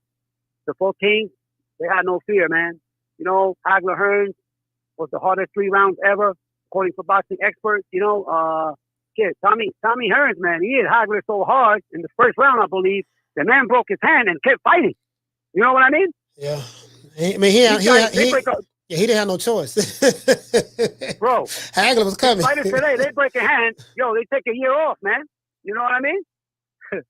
But yeah, man. Bro, just again, and not just the 4 Kings, Coach. The reality is, all those fighters from that era, you know, from back then, you know, they would go 15 hard rounds like it was nothing, you know? Motherfuckers today, man, yo, they run out of gas by round 6, man. It's embarrassing. You know, not everybody, but anyways. But today, bro, they duck each other, you know. Back then, somebody, it was getting slept, you know. You know, they came to fight, you know, win or lose. You know, motherfuckers today, again, they're scared to take an L, you know. Today, they have more reasons not to fight than settle in the ring like they did back then. And I'll tell you what, back then, Coach, they all had all you had to do was mention somebody's name, bro, and you see them in the ring in 6 months. You know what I mean? Yeah. No fear. You know? They did not marinate shit like they do today, bro. That also kills boxing. But anyways, man. Again, man, I'm glad that you did this show. Thank you for that. This is probably my best show, my favorite show ever. Brought back memories and respect from New York. I'm out. All right, salute, fam. Shout out to Jamie, man. Yeah, man. Bro, let me tell you something. Listen, that doggone, what's my main man name? Mustafa Hamshaw. Man, that dude fought Alimentor, fought Hagler, he fought Benitez. Man, that dude, man, I'm trying. Listen, they threw hands back then, dog. Again, it was just so many. It was just so many great fights and so many great fighters. You ain't got no great fighters like that in today's time. See, over in America, listen. The only thing you got to do over here to be great, just be popular. Hold on. Be popular. Wear a nice purse. Dance. Bro, just the criteria is different. And as I said before, I'm having so much fun in today's boxing because I don't take it serious, and I'm not emotionally invested in it. So I could talk shit about any one of these fighters. It doesn't get to me at all. I really don't care. I shit on your favorite fighter. For you young niggas who be fanboying for these popular social media fighters, I shit on them. Get y'all mad, laugh in the show, and go about my business because these dudes ain't that. They're not that at all. I promise you, they're not that. Carla, what's your name? Where you calling from? Coach Bruce Gas, how we doing, my brother? Man, Bruce Gas, talk to me, brother. Hey, 70s and 80s, that's where I cut my teeth, man. Yeah. I mean, the thing about that era is when fighters came on the scene like Leonard, Thomas Hearns, Mike Tyson, these guys had a plan. They fought every month. They traveled from city to city. They made themselves a brand. It wasn't the internet. They weren't chirping on YouTube, on Facebook. They were getting in the ring, and they were producing, and we wanted to see them. They were on, I like to call it terrestrial TV. It was the free television every Saturday, every Sunday afternoon. And we got to know these fighters. They were in our living room. We related to them. Now, I mean, you have to be a hardcore. You have to pay big money to see fights. It's almost hard to be a boxing fan today. Well, you know what? The culture has changed. Back then we was growing up, boxing was a part of the culture. In today's time, there has been a cultural shift in boxing, so it's not, it's not a part of the culture anymore. To be fair, it was, it's different now, and it shows with the fan base that's watching boxing now. They have that mentality of they lack the cultural feel or the fortitude for the sport. It's not there anymore, so it's just different now. Yeah, for sure, different. Unfortunately, I lived through that era, and I saw it. I retained it. But boxing today, it's decent too, man. I can't make any complaints. We're seeing fights all over the world. We're catching them almost every weekend during the week. But there's just something about that golden era. The fighters, we related to them. We knew who they were. I mean, everybody. If Sugar Ray Leonard was fighting on even Wednesday nights, Thursday nights, they had the big fights. Everybody was home. Everybody was at a bar to catch those fights. Now, like I said, you have to actually work hard to be a boxing fan. You have to take time out. You have to study a lot. You have to. It's just not as enjoyable as it was back then. But anyway, Coach, man, I appreciate you talking about this. The 30th anniversary of Hagler and Hearns yesterday, and today is actually the 60th or 70th anniversary of another awesome three-round middleweight fight. That was Sugar Ray Robinson and Rocky Graciano. So, I mean, those fighters back in the day, they fought their asses off, they fought their hearts off, and that's why I'm still loving boxing today. Hey, Bruce, let me ask you this. Which, in your opinion, which was the best version of Sugar Ray Robinson? The welterweight version or the middleweight version? Oh, the welterweight version. Welterweight version. Slick and smooth, and nobody could touch him. When he moved up to the middleweight, and he was another one. He stayed around a little bit too long, but I mean, it's just one of the greatest fighters of all time. I mean, you can't say enough about Sugar Ray Robinson.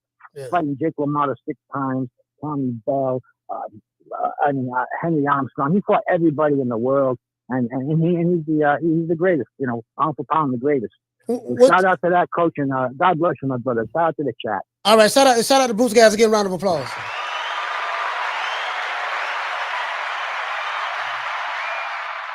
Yeah, I agree with it. I like the welterweight Sugar Ray Robinson better. That's when he was like in his prime. He fought like 25 years, because he was having money issues and tax problems and stuff like that. So, some of your favorite fighters in this era gonna be having tax problems and issues as well. Just it'll catch up over time. It doesn't happen just like that. They're gonna wake up one day and realize that a smart Harvard attorney or a manager that has a Harvard degree finesse them out of their money. But the finesse is real. Yeah, baby boy, I took your money, investing in some junk bonds. True. Like I said before, you know what I mean? We believe we work smarter, not harder. You know what I mean? Like, yeah, man, motherfuckers, y'all sitting back buying all that fugazi ass jewelry. The Chinese dude, the brother made that video from China saying, look here, man, all the shit all that expensive shit y'all buying is knockoffs. All we do is take it, the Italian companies like Gucci and Louis Vuitton and all that stuff there that y'all spending all these thousands of dollars on, bragging about, man, all this shit fugazi. This is a knockoff, baby boy. We make it right over here in China. 80% of everything being produced in China anyways. So if 80% about everything being produced in China around, or I'm just saying like from different companies, because they got all they plants and stuff in China, manufacturing their stuff, got the Chinese doing it for the low. Then goddamn it, you know the design of clothes and the jewelry the same damn thing. Shout out to Mo Easy. Nigga don't pay $20,000 for something that he could have bought for $20. True. You get what I'm saying? So yeah, but as I said, like in today's time, it's funny. What I enjoy about boxing in America, the American boxing in today's time, I like the drama. I like that weak ass shit some of them a lot of them be doing. They say a fighter, bro, like in today's times, if you call a fight out, they call it clout chasing. Let me get this straight. I'm a middleweight, you a middleweight. I got a belt, you got a belt. I want to fight you to unify. You telling me, no, man, you don't really want to fight. Man, you clout chasing. True.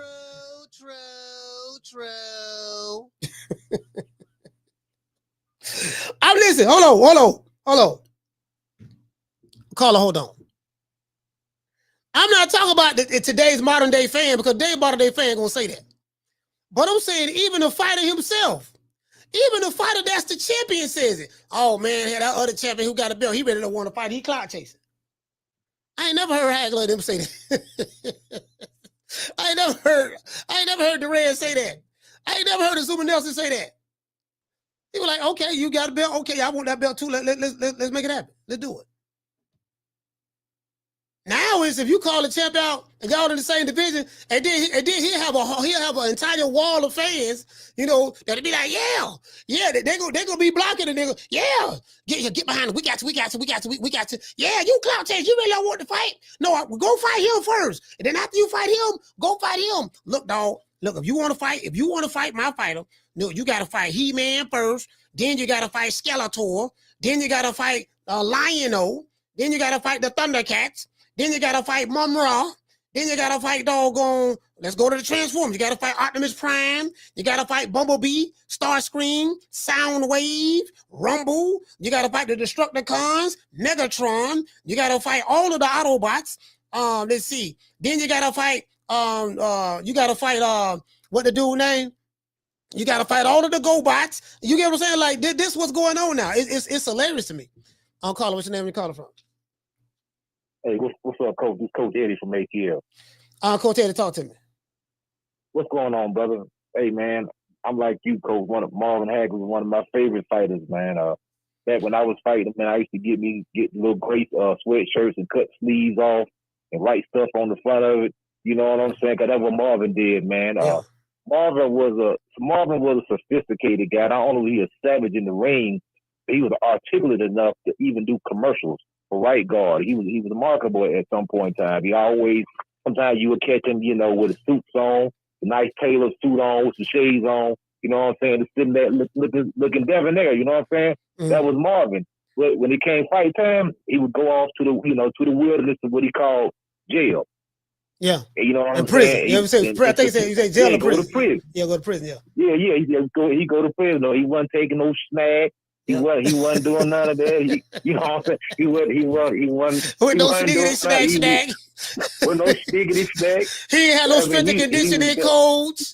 He didn't have no nutritionist.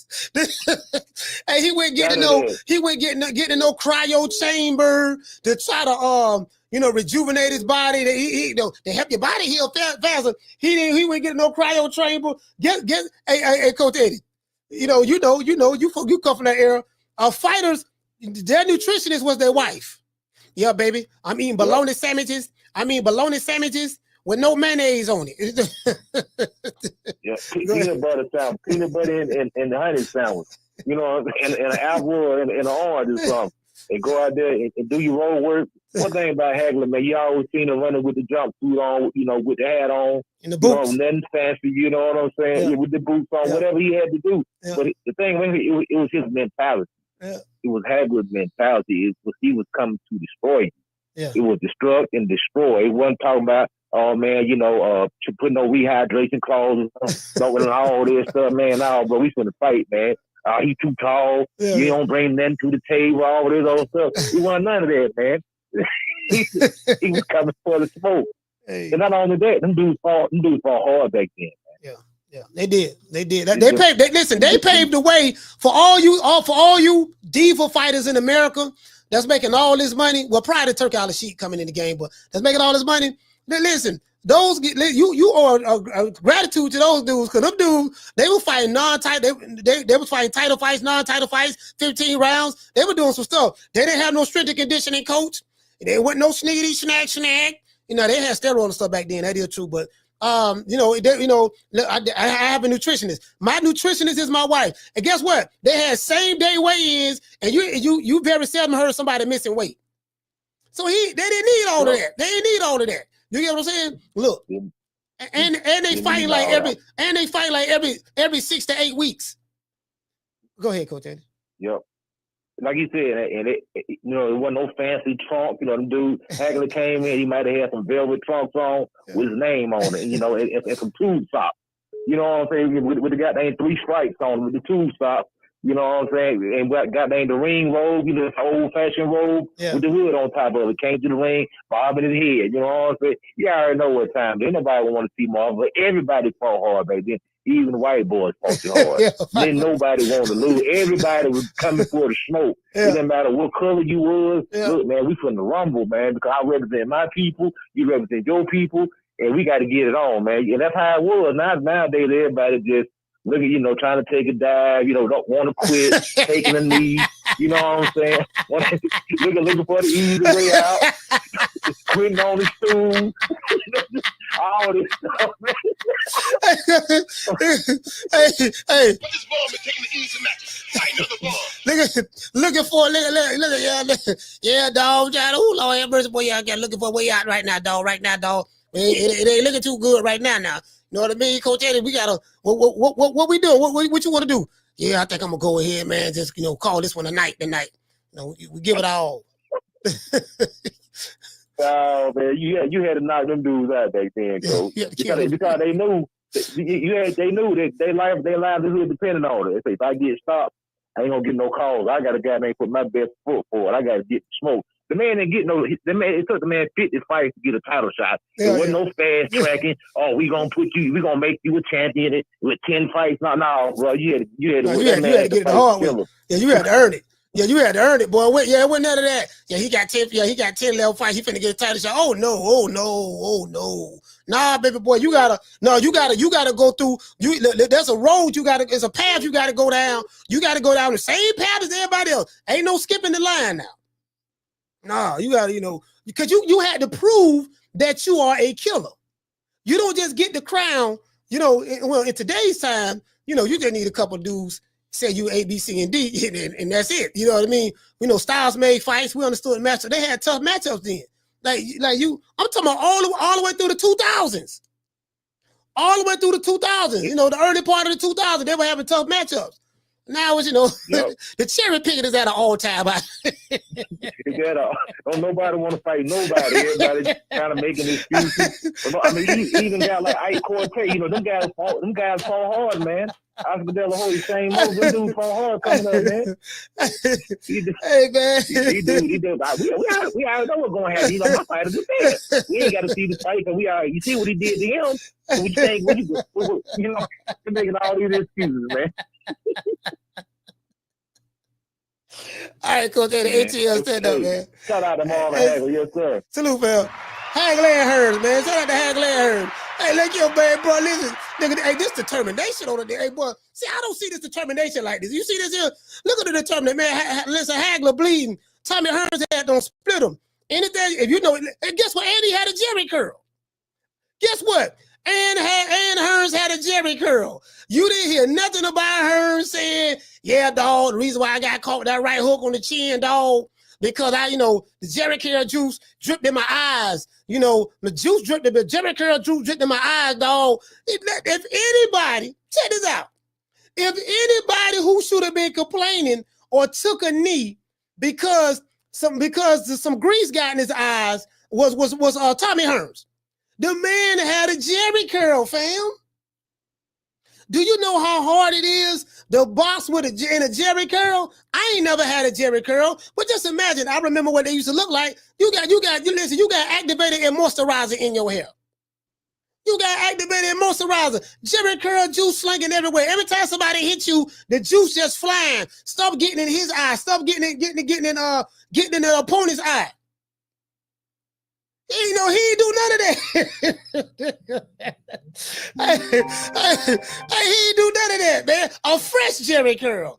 Yeah, dog, I got a fresh one, dog. You know, I told my baby, don't worry about this. This is going to be an early night. I'm going to knock this dude out. I don't know who that nigga think he is. You get what I'm saying? Like, Hearns wanted to smoke. Hearns was with it. Carla, what's your name? You calling from? The beach. Demetrius, I can hardly hear you, but go ahead, talk to me. What about Aaron Pryor and Alexis Arguello? That was a fight. Oh yeah, absolutely, time, right? Absolutely, yeah, hell yeah. Man. And see, back then those guys fought most frequently. And if it was a champ, he had to fight everybody in the top 10. You couldn't go down to 30 and fight 35 and 40. You was fighting 4 or 5 times a year, fighting people in the top 10. Yeah, yep, facts. You know what I mean? Okay, this dude number 1, bam. Okay, that dude okay, he next. He was number 2 behind him, bam. Okay, he was number 3 behind him, bam. Like the equivalent of what Hagler, Hearns, Roberto Duran, Nicolino Loche, those guys, Salvador Sanchez, Julio City Chavez, stuff like that, right? Pernell Whitaker, Michael Moore. The equivalent of what those guys did, James Toney, would be like, let's say Tank was the supreme champion in the lightweight division.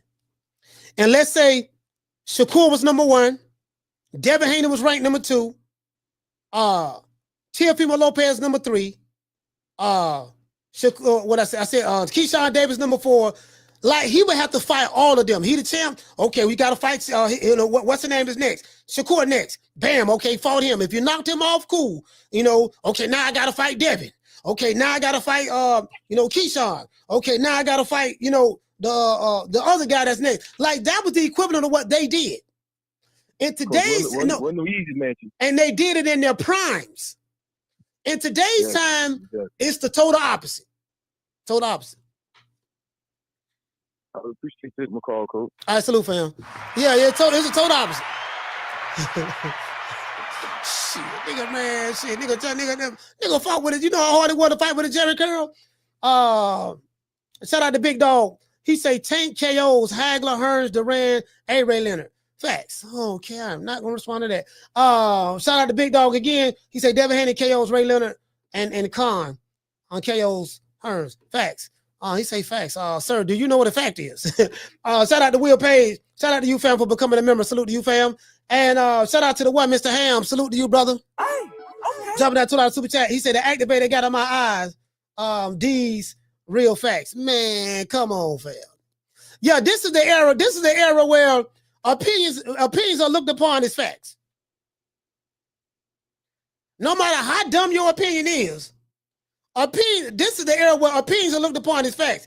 Oh, just because you said it, it's a fact. Facts. Facts. Look, just because you yelling facts and saying it with vigor does not make it a fact. As a matter of fact, let's do this. Let's do this. I want to do this.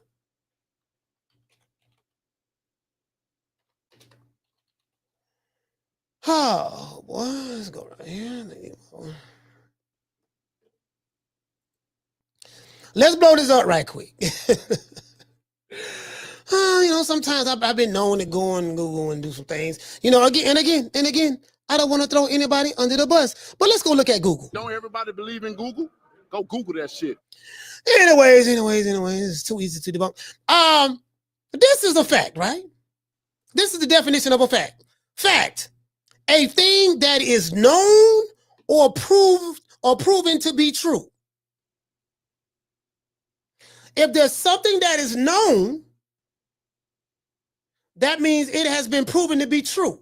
There's proof, something tangible. If I feel in my heart of hearts that my favorite fighter would beat Godzilla, that doesn't make it a fact. That's how you feel. Your feelings are subjective to you based on whatever idiotic logic that you are using to support your opinion based on your emotion. Do you have any actual facts of this, sir? No. Is this something that is known? Yeah, it's known. It's known by me.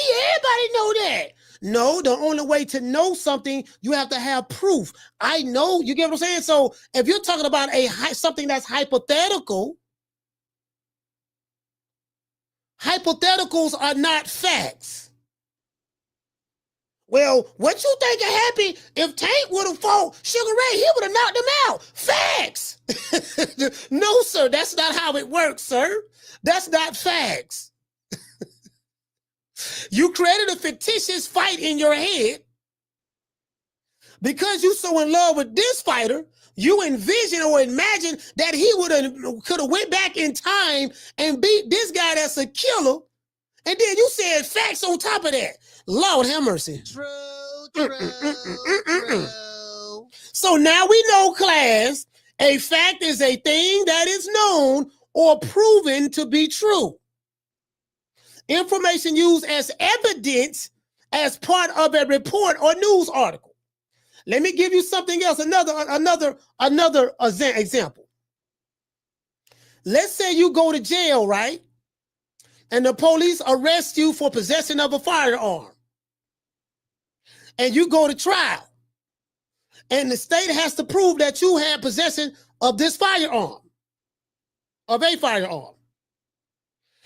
Now, there's a problem if the state don't have the firearm. The evidence, the proof is this is the firearm, and we was able to test the firearm, and it had his fingerprints on it. So that's a fact. We produced the gun. We got the fingerprints. It matches his fingerprints. Facts. They can't take me to court and say, yeah, man, there was a shooting that happened on Martin Luther King the 22nd, and Coach Malachi did it. He did? Yeah. Do you have any evidence of it? Well, no, I ain't got no evidence now. Do you have any proof of it? No, I ain't really got no proof of it now. Do you have anything tangible that you could present to the court so that we'll know that he did this, what you're saying he done, that we charged him with? No, I ain't got none of that. Is the nigga on video? No, he ain't on video. Are there any witnesses? No, ain't no witnesses. Did you find any DNA? No, I ain't got no DNA. What about the gun you said he used? Did you find the gun? No, I ain't got the gun. So why is he here? True.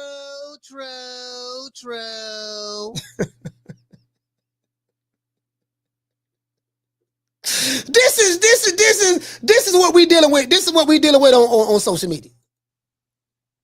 You can't make this up. You can't make this up.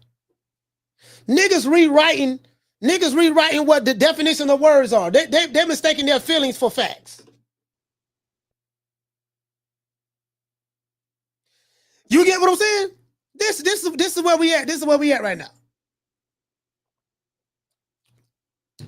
That's the listen. That's the boxing. That's the modern day boxing fans on YouTube. That's their favorite word right now. Facts. Everything facts. Hypothetical matches that you assuming your fighter will win is facts. You can't make this shit up. So just because you yelled it, type it in all caps, and said it with conviction and vigor does not make it a fact, sir. Hey, Market Beyonce, he say, but coach, take the new Mike Tyson. Facts. And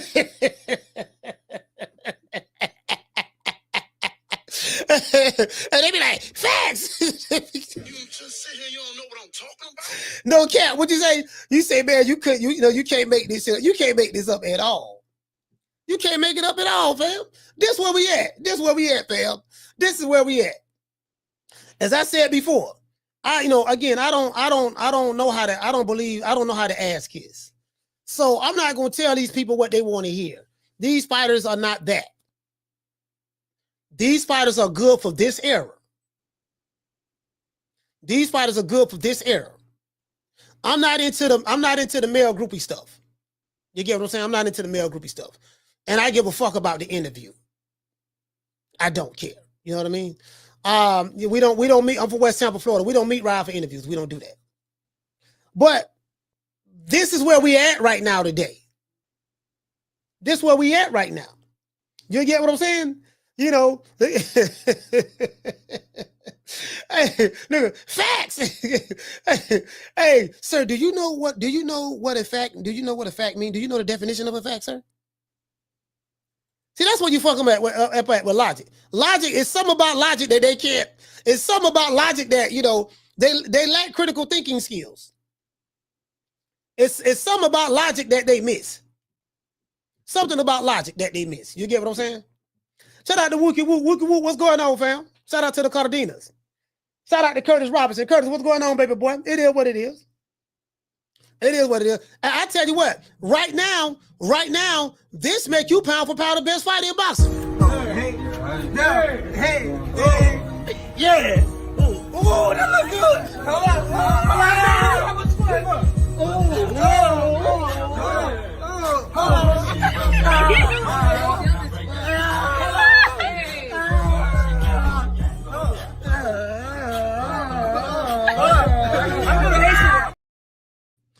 It's some old niggas with a YouTube channel right now capping for that young man right there. Caller, what's your name? Where you calling from? Yo, what's good, coach? It's No Cap Entertainment for the UK, man. You good? Hey, No Cap, talk to me, fam. Yeah, what's good, coach? Yo, great show. I had to call in, man. Salute, obviously, Marvin Hagler and the great Tommy Hitman Hearns as well.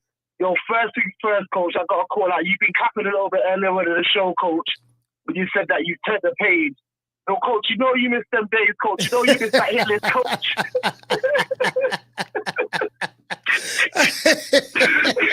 No, listen, I'm turning the other cheek, brother. I'm turning the other cheek.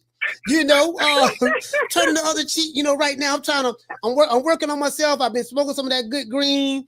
I've been doing my push-ups, brother. I'm making sure I get my cardio in every day. I'm doing an hour on the elliptical machines. I'm working on myself, brother. I'm trying.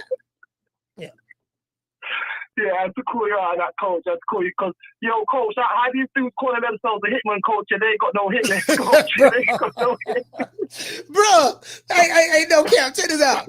Bro, make it make sense. How do you call yourself the hitman and you ain't got no names on your hit list? Listen, Tommy the Hitman Hearns earned that name. He was the hitman because he wanted smoke with everybody. He went at Barclays, Ray Leonard, Duran, Hagler, you name him, he went at him. He had a hit list for real. These dudes ain't got no hit list. No hit list, coach. No hit list. And coach, what I want to say on a deeper note, because I remember the saying, I came across it a few years ago, and I think it fits the conversation perfectly. It says that hard times build hard men and good times build soft men. Yeah. And obviously, a lot of these kids growing up in this generation, growing up with the same hardships that we grew up, from the 50s. Obviously, I was born in the 80s, but like, that's true. It was rough in 80s. It was rough in 80s. It was rough in 80s. Yeah, you understand what I'm trying to say? Yeah, but coach, I love them though, coach. I was born in London, and like I look back and people are like, oh, it's crazy violent and all of this, but we look back at that's just our childhood. You know what I'm saying, coach? And we give thanks to make out the other side. And I think there's a lot of this generation, they haven't got it, coach. It's a different kind of, everything's different, everything's different, coach. But other than that, coach, keep cooking. I just wanted to call out the cat because I know you missed the hit list, coach. No cap. That I'm saying. You gotta keep it paying these niggas. You gotta keep it paying these niggas, coach. And that's the survivability. Remember that nigga you were talking about in the show, coach, with a fake chain, telling them why you want to go to dinner and all that shit. Cook that type of niggas, you talking about yesterday? Yesterday. Man. Yeah, the dude, he was from LA too. I say, damn, he making LA, man. Come on, fam. I asked him, I said, man, where you from? What part of LA you from? He said, I'm from everywhere. He wouldn't tell me which neighborhood he came out of. Cause I'm trying to pinpoint it down. Like, yeah, man, what part of LA you from? You know what I mean? Cause I used to live in LA. I lived over by the rolling 60s. And okay. Yeah, over off of is that like Crenshaw? Yeah, 22nd. Yeah, 23rd and Arlington, right between Adams and Western Avenue, by the 10. Right. So I'm trying to pinpoint this. I'm trying to pinpoint his demographics, and he say I'm from everywhere. Yeah, for real. Hey, coach. Honestly, from what I heard about you saying from the guy yesterday, he's mostly like from LA, coach. That guy. Everything's mostly fugazi about that guy. Last thing I was gonna say, coach, I'm gonna start a podcast soon as well. Do it in my spare time along with work. Start building up the brand. So obviously, anyone that knows me in the chat, go on to No Cap. I think it links over to the YouTube. All right, for sure, you can do that. With Brian Norman Jr. Senior, coach, I'm gonna let other callers call in.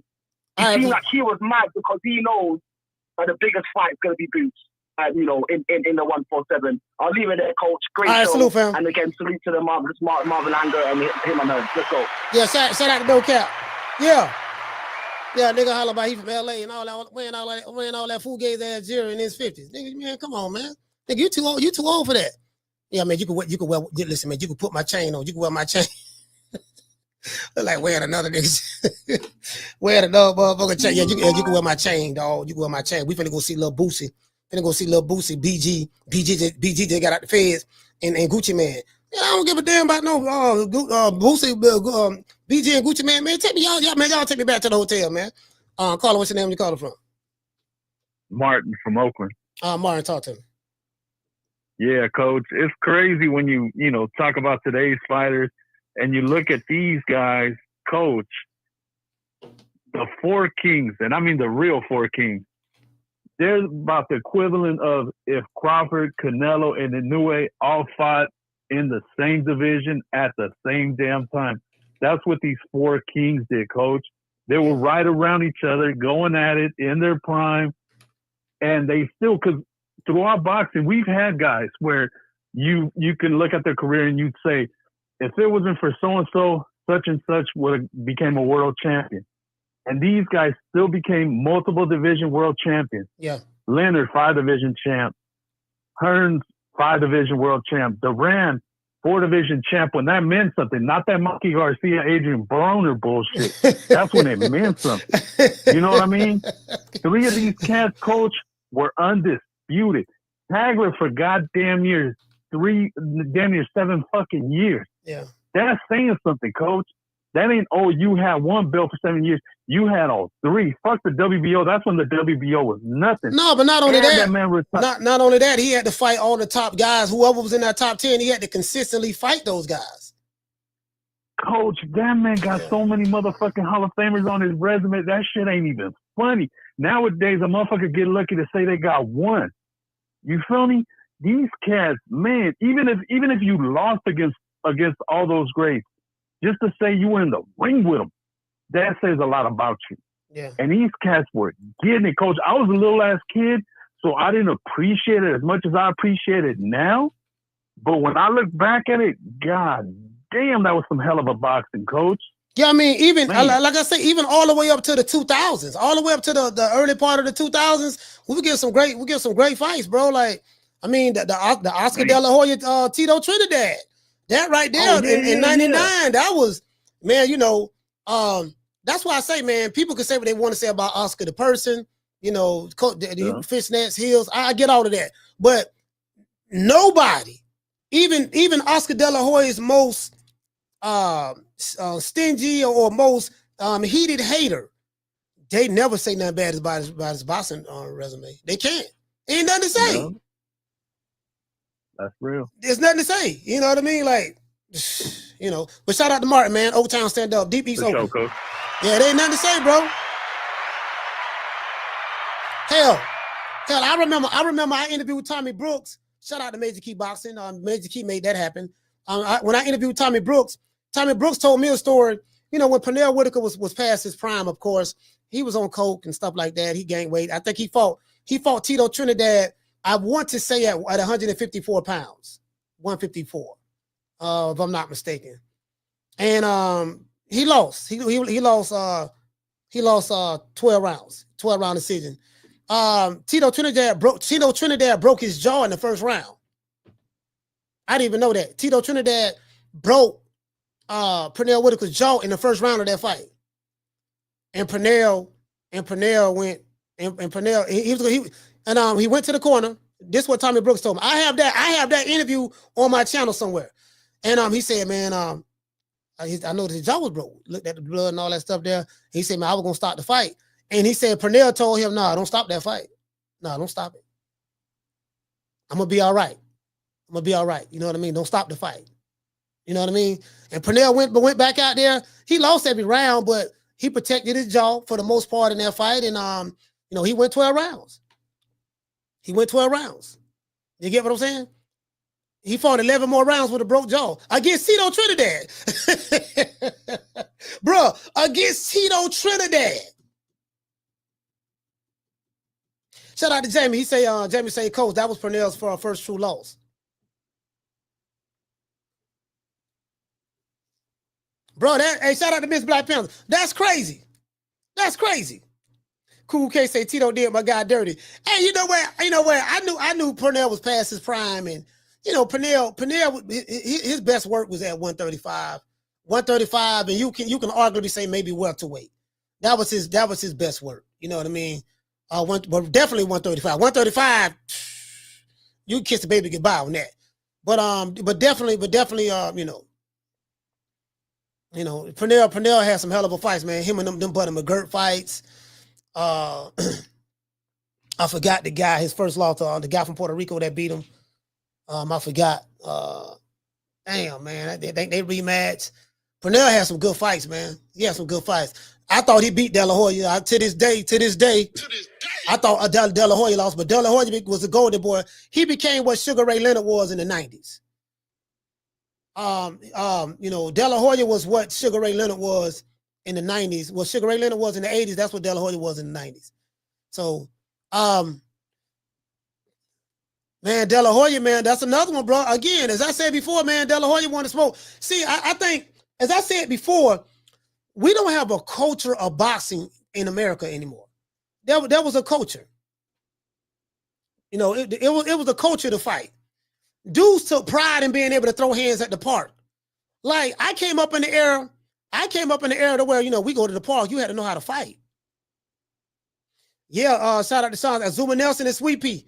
Yeah, he said, yeah, Azuma Nelson, that was a hell of a fight. Azuma Nelson and Sweet Pea.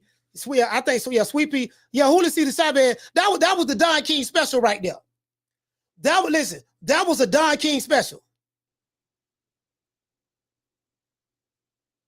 That was the Don King special. R.I.P. to Pernell Whitaker, man. He got hit by a car and got killed. But yeah, man, that was the Don King special. Listen, this man, bro, Pernell was walking Julio Cesar Chavez. Pernell ain't had no punching power, but ain't nobody knocking out no Chavez. You get what I'm saying? Chavez, he had a very, very thick skull. Ask Roger Mayweather. And Roger was like, man, I hit him with everything I had. The man wouldn't go there. I was watching the interview with Roger Mayweather, the Black Mamba. He was like, yeah, man, because he was known, Roger Mayweather was known as the Mexican assassin or something like that, right? You know what I mean? But Julio Cesar Chavez, he couldn't. I hit the man. I hit the man with everything I had, man. Because Roger Mayweather knew how to turn that right hand. He had a mean jab, nice level, and he knew how to turn that right hand over. He could turn that right hand over. Man, he say, man, I hit him over with everything.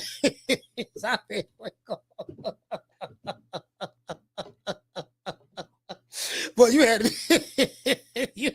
Hey, boy, he said, Chavez, man, I hit him over with everything, dog. I'm trying to tell you, dog. Man, all this, man, I hit, man, you know that. You know why I hit.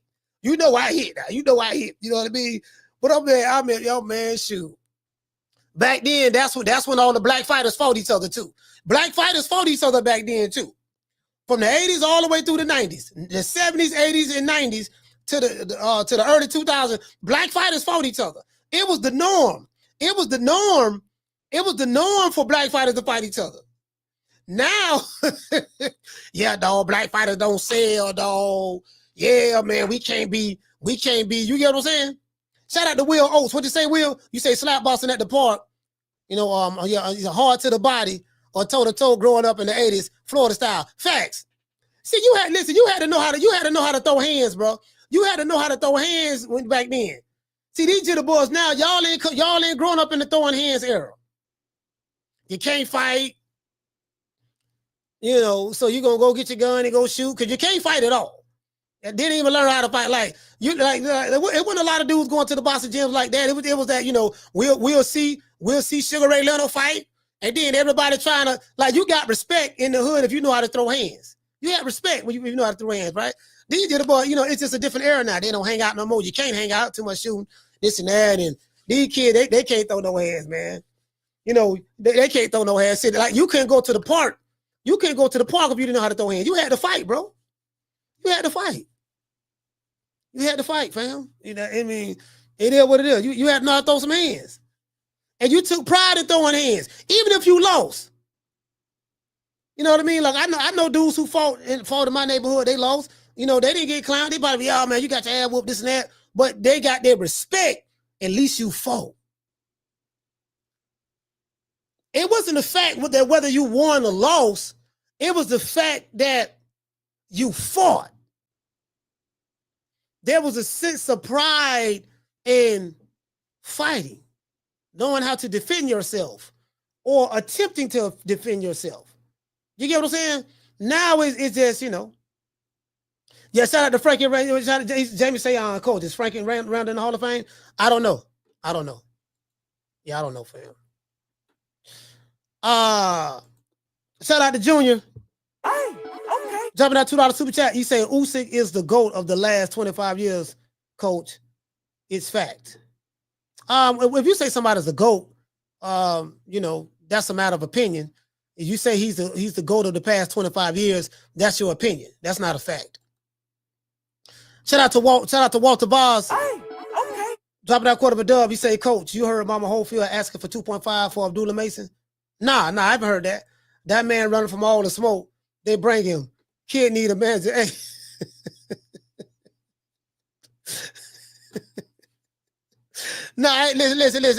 Listen. I didn't know Mama Holyfield was asking for that. Boy, she asking for that for her daughter. Child, Lord have mercy. Down from the bar, there's a platform stage. People pimping, sharp as razor blades.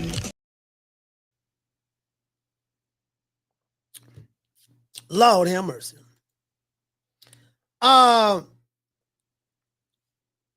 Shout out to Cool K. Cool K, what's going on? He say Sweet Pea had to avenge Melvin Taylor against Chavez.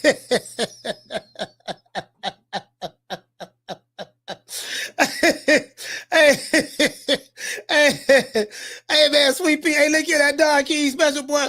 Hey, Don King, let me tell you something, man. Boy, listen, boy, it was hard to beat him. Let me tell you something. If you go 12 rounds with a Don King fighter, boy, it was hard to beat a Don King fighter to get a decision against a Don King fighter in Vegas Boy, that was very difficult. True.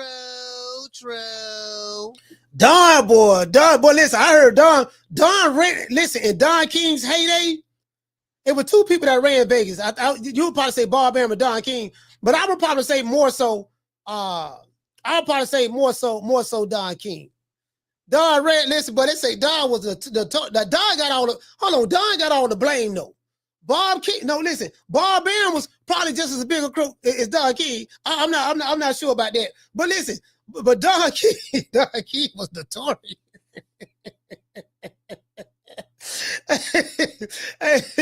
hey, boy, listen, boy, Don King was notorious, boy. Lord have mercy.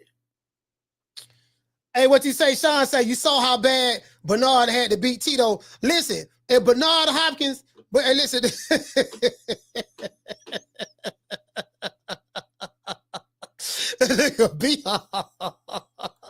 He said Bernard. He said Bernard Hopkins. This was crazy, bro. Hey, he said Bernard. I'm gonna look up, but hey, B-Hop. Hey, you remember that time B-Hop with the Puerto Rico slapped the flag?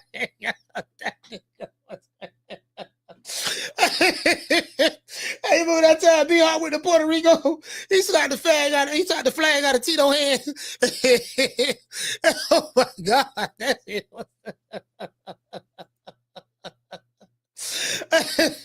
B-Hop. Hey, B-Hop. Hey, wait a minute. Go look up B-Hop. Hey, what B-Hop? B-Hop had B-Hop ended up getting all the fights too. He ended up getting all, he ended up getting all the fights. B-Hop ended up getting all the fights, boy. B-Hop ended up, he was like, man, look here, man. Listen, I can't go 12 around that nigga, man. B-Hop ended up stopping. B-Hop ended up stopping Trinidad in the 12th round, 11th to 12th round, I think. Hold on. Oh, we got a cash out. Sorry about that. We got a cash out. That's what I'm looking at. Listen, man. Shout out to Mike, man. Bridgeport. Hey, okay. Dropping that quarter of a dub, man. Cash out. Hey, Leroy. Super chat received. Playtime's over, boy. Mike say, please. We are Amy fighters. Chase sit there, man. Chase sit there, man. Hey, bro. Hey, look here, man. Hey, fam, look at Tito. Hey, boy, I ain't gonna lie, boy. I said, this nigga crazy, boy. Nigga, you going to Puerto Rico, bro. The Puerto Ricans ain't play back then, bro. I don't know about now. But back then, man, I'm trying to tell you, boy. Well, But I'm gonna tell you why Bernard did it though. Hey, shout out to Virtuoso. Hey, okay. Dropping that quarter of a dub. He said not even Oscar De La Hoya could get a W over a Don King fighter. I thought he beat Trinidad. You know what? I kind of thought he beat him too. To be fair, I thought Oscar won 7 rounds to 5. But what happened was Oscar, he kind of like ran the last 3 rounds. He took off the last 3 rounds. The last 3 rounds he took off, and that was his fault. He should have kept the gas up. He should have kept the gas up on Trinidad. That was his fault. When he did that kind of like he opened up the door for that. Down from the bar, there's a platform stage. People pimping, sharp as razor blades. Man, look here, man. Hey, bro, like, hey, nigga slap the flag, slap the Puerto Rican flag down out of Tito's hand. You get what I'm saying? Nigga Hagler, they throwing shit at Hagler, man. Hey, I gotta call B Norman Senior and tell him, say, look here, boy, if y'all go to Philly and fight Boots, I'm gonna give you some inspiration. Remember that time, doggone Hagler fought doggone Alimento in Wembley Stadium? Say, yeah, man, remember he beat him and stopped him in his own backyard, and they went to throwing bottles and cans, beer cans in the ring, and the security the police had to come and create an umbrella with his team and escort him out. I said, yeah, man, now you can make history. You can make history if you do that. You go in Philly and beat Boots in Philly. You get what I'm saying? But it is what it is. We'll see. We'll see if that fight. I don't think that fight gonna happen next though. I don't think it's gonna happen next. You get what I'm saying? But yeah, man, doggone, what my man at? Oh, let me look him up. Nigga, goddamn Bernard Hopkins had though, man. Shit, man, I'm talking about, man. I heard, boy. I heard the Air Force had to get him up out of there, man. You see, Bernard, these dudes now. Oh man, you disrespect. What they said. Demetrius Andrade when he crashed Canelo. He crashed Canelo. Hold on. He crashed Canelo press conference. He said, "You're a horrible fighter. You're a terrible fighter. Get out." And all the Canelo fans are like, "Yeah, man. He disrespected Canelo. He don't deserve to fight. He disrespected Canelo." And I'm like, man, I say, bro, they don't know what disrespect is.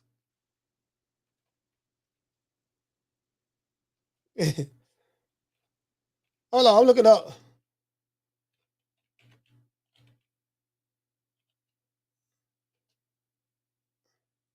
Put the flag. We'll put the flag on here. Hold on, Bernard throws the flag down. Oh, there.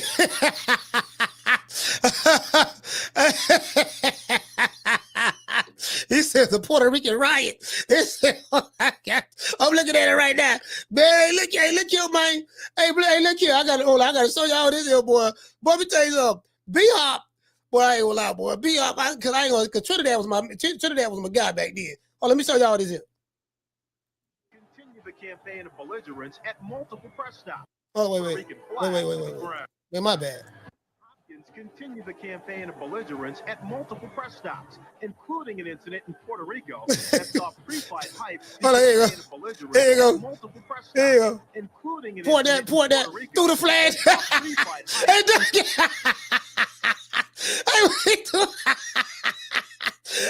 the flag down. Donkey, look at that. Look at Donkey. Look at. Hey, Carter, what's your name? Where you calling from? Troy Gray, Baltimore. Let me tell you what, Coach, that was the bravest and stupidest thing I've ever seen a fighter do. I was in shock that Bernard made it home, man. I was really surprised he did. Talking about Hagler and Hearns, I don't ever think to see another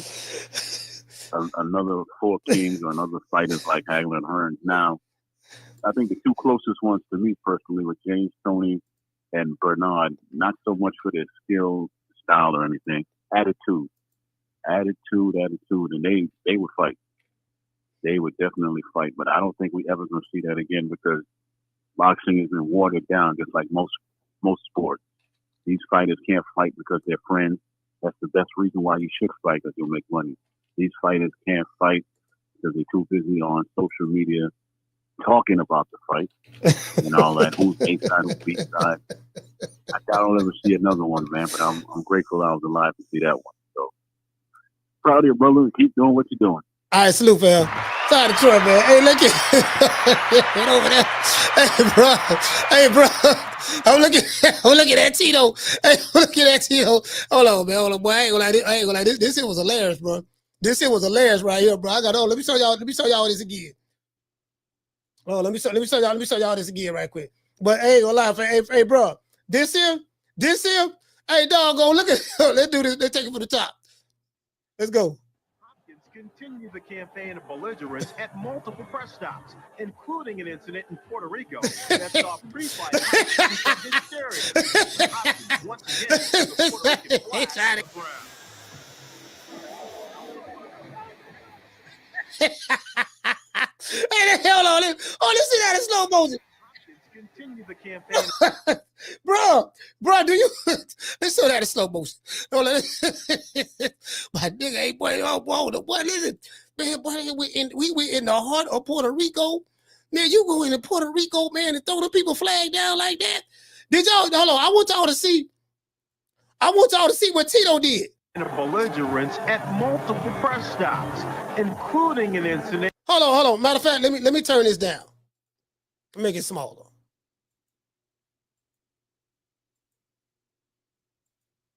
There you go. I want y'all to see this here. Now look at Tito. Okay, hold on, wait. Campaign of belligerence at multiple press stops. Now, B-Hop pointing his hand and Tito Trinidad face. Look at all of these Puerto Ricans. All these Puerto Ricans behind doggone looking at B-Hop.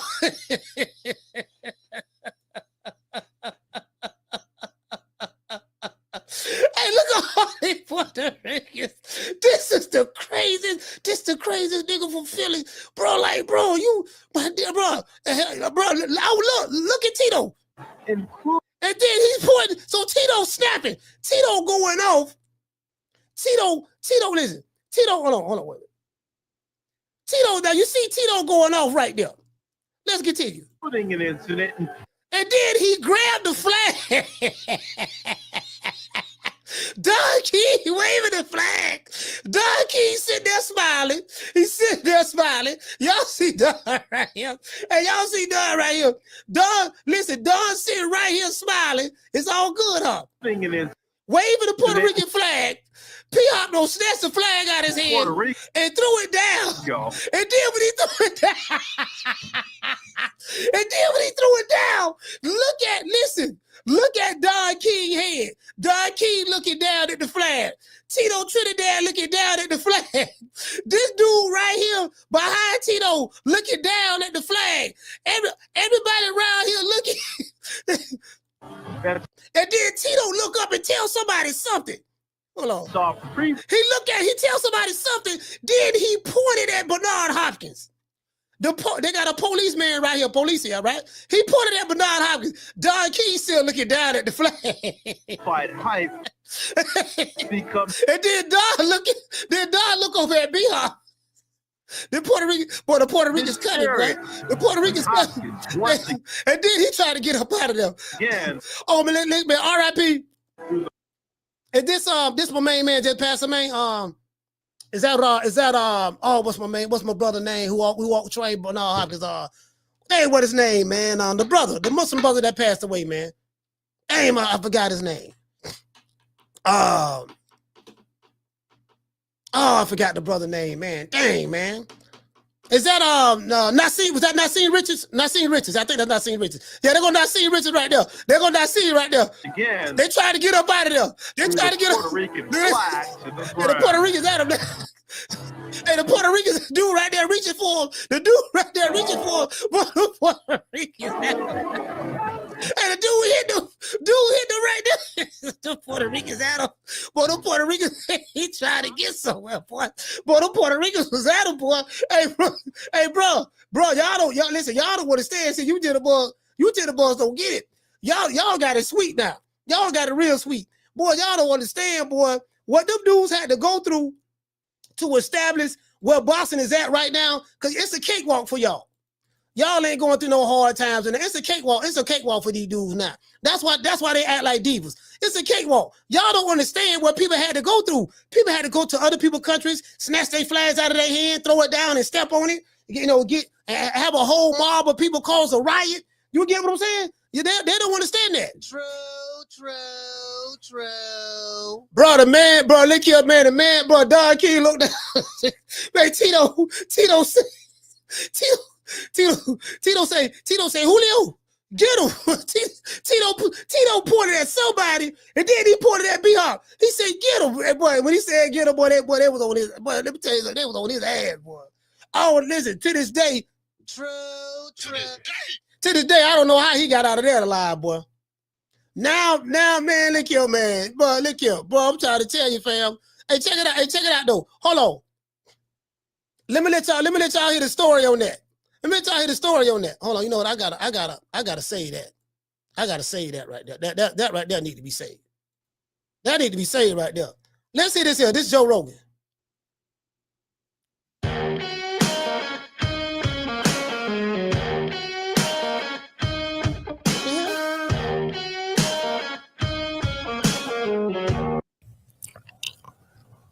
Why? Let me see something. Why is it doing that? Hold on. Stadium is packed. Pet rally. Tito Trinidad. Hold on, here you go. There's state police. Stone face. Everybody look, this point, go that way. Okay. I know I'm an enemy's man. I'm playing chess. Not checkers. This B-Hop. And I know how to move my pieces. So I go. Now hold on. Now I'm gonna tell you why Bernard Hopkins went off. I think Tito Trinidad was favored to beat Bernard Hopkins. I think he was favored. I'm not sure, but I think he was favored. Bernard Hopkins beat every Don King fighter that he faced. B-Hop beat him. You know, Don King used to promote Bernard Hopkins as well in the beginning, early in his career. But he's beaten every Don King fighter, to my knowledge. So Bernard Hopkins was getting disrespected because B-Hop couldn't get none of the big fights for some years. But he ended up getting all of the big fights as he got older, though. So B-Hop was the champ. He like, man, I got the belt, man. Why you get what I'm saying? I'm the main guy. What's happening? You know, this is my division, this and that, yada, yada, yada. Why y'all promoting him? Why y'all giving him more props? Why y'all giving him more props? Why y'all treating him, you get what I'm saying? Why y'all treating him like, you know, like he the guy and all that stuff there? You get what I'm saying? You know, I think, you know, B-Hop felt that he was the guy, this guy was moving up to fight me and all that stuff there. And, you know, you got to understand, you know, I think when Trinidad moved up, he fought Fernando Vargas at 154. He fought doggone William Joppy. Yeah, he fought William Joppy. Then I think he fought Bernard Hopkins. Somewhere around there. You get what I'm saying? So it is what it is. So B-Hop felt disrespected. That's what it was. But let's continue. Go down. Okay, we got to go that way. We're at the airport, San Juan. All the people that was there working was, they flagged me. No, Bobby flag. They give me a hurricane. So we walking. Everybody going one way. We get to Roberto Coliseum, motorcade. Press conference starts, 7-8 minutes. Went right in, packed. They get, you know, you can walk right in, fan, whatever. Packed with Puerto Ricans. Let's continue. So that was the intimidation ploy they was trying to do on me. Understood. I'm San Juan, away from home. I'm outnumbered, right? They got to calling certain names, you know, far as the show, and HBO got up there and spoke. This is a historic boom, boom, boom. So we got through that. And it's time for the fighters. I got up there, said what I said, did my famous throat slashing, dicks, heads coming off. Then Tito got up there. He said a couple of words and banged down, when you threw my flag, he broke the treaty. So now I went into my act, but serious. When you threw my flag, Spanish, it was crazy. They start throwing magazine reporters. They taking pictures. They looking at. So it seemed like everybody in the bleachers was coming. We ducking books, magazines. Now it's starting to get a little pushy. So Don King in the middle. Trinidad got away from the podium. Don, like today, we take the fighter's hands. Hey, the big fight's going to happen. Don waving the flag before he done this, hand raising, which he didn't get a chance to do, rather, before he attempted to do it. He's waving the flag, and this is on video. He's waving the flag. Tito broke the treaty. He ain't supposed to say nothing, but he home, right? I got to counter that. I got to do something so risky that it's going to, I hope, be world news. Don was fighting me not to get, I grabbed the flag from his hand. We tussled 3 seconds, excuse me. And literally for a second was quiet. When that flag hit that ground. It is right here. Don telling me to back up. I'm pointing my finger at Tito. I snatched the flag out of Don's hand. His eyes open up. Everything just went the fans from the front was already coming down. That's why my guys, Joe Lair, was saying, come on, let's go. So they was taking me up to the balcony where I had to jump down in between the bleachers. Like I had to get down to the dugout, basically, to get free, to get away. Because they was coming up. They was taking me up because they was coming past the reporters. They was coming from to get me going up. We couldn't do nothing but go up. And the only way to get down was to jump down like the dugout that you go through. And this is after you threw the flag down? Of course. The flag went down. When the flag went down, they were just they were just coming. He said when the flag went down. He said when the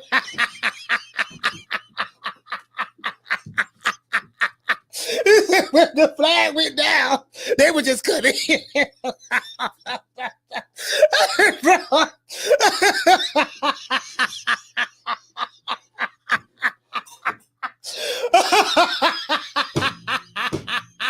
And he said, hey, Wole, he said, yeah, man, when the flag went down, they were just cutting.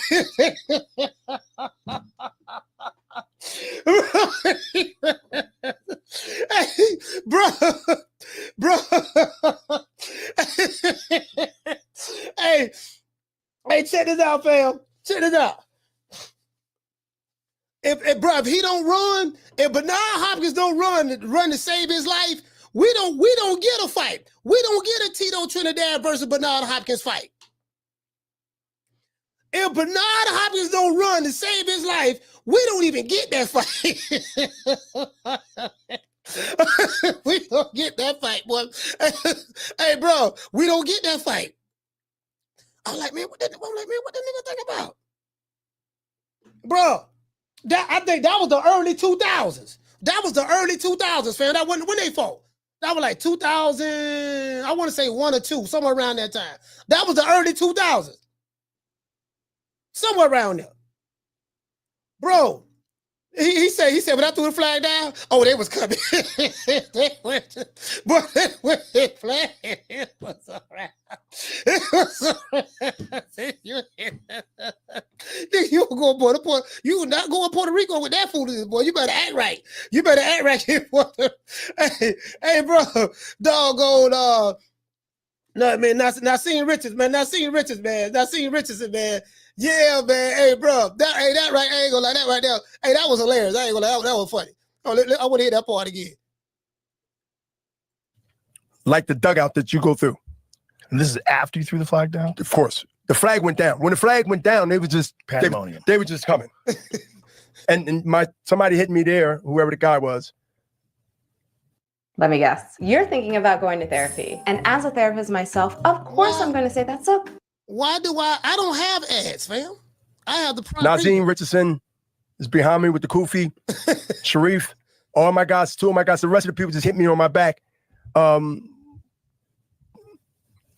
throwing things at me. So they're just trying to now actually get away from the crowd that's coming up. Where I'm going, I don't know. I jumped down the opening, and that's when the sheriff or the police said, look, that way.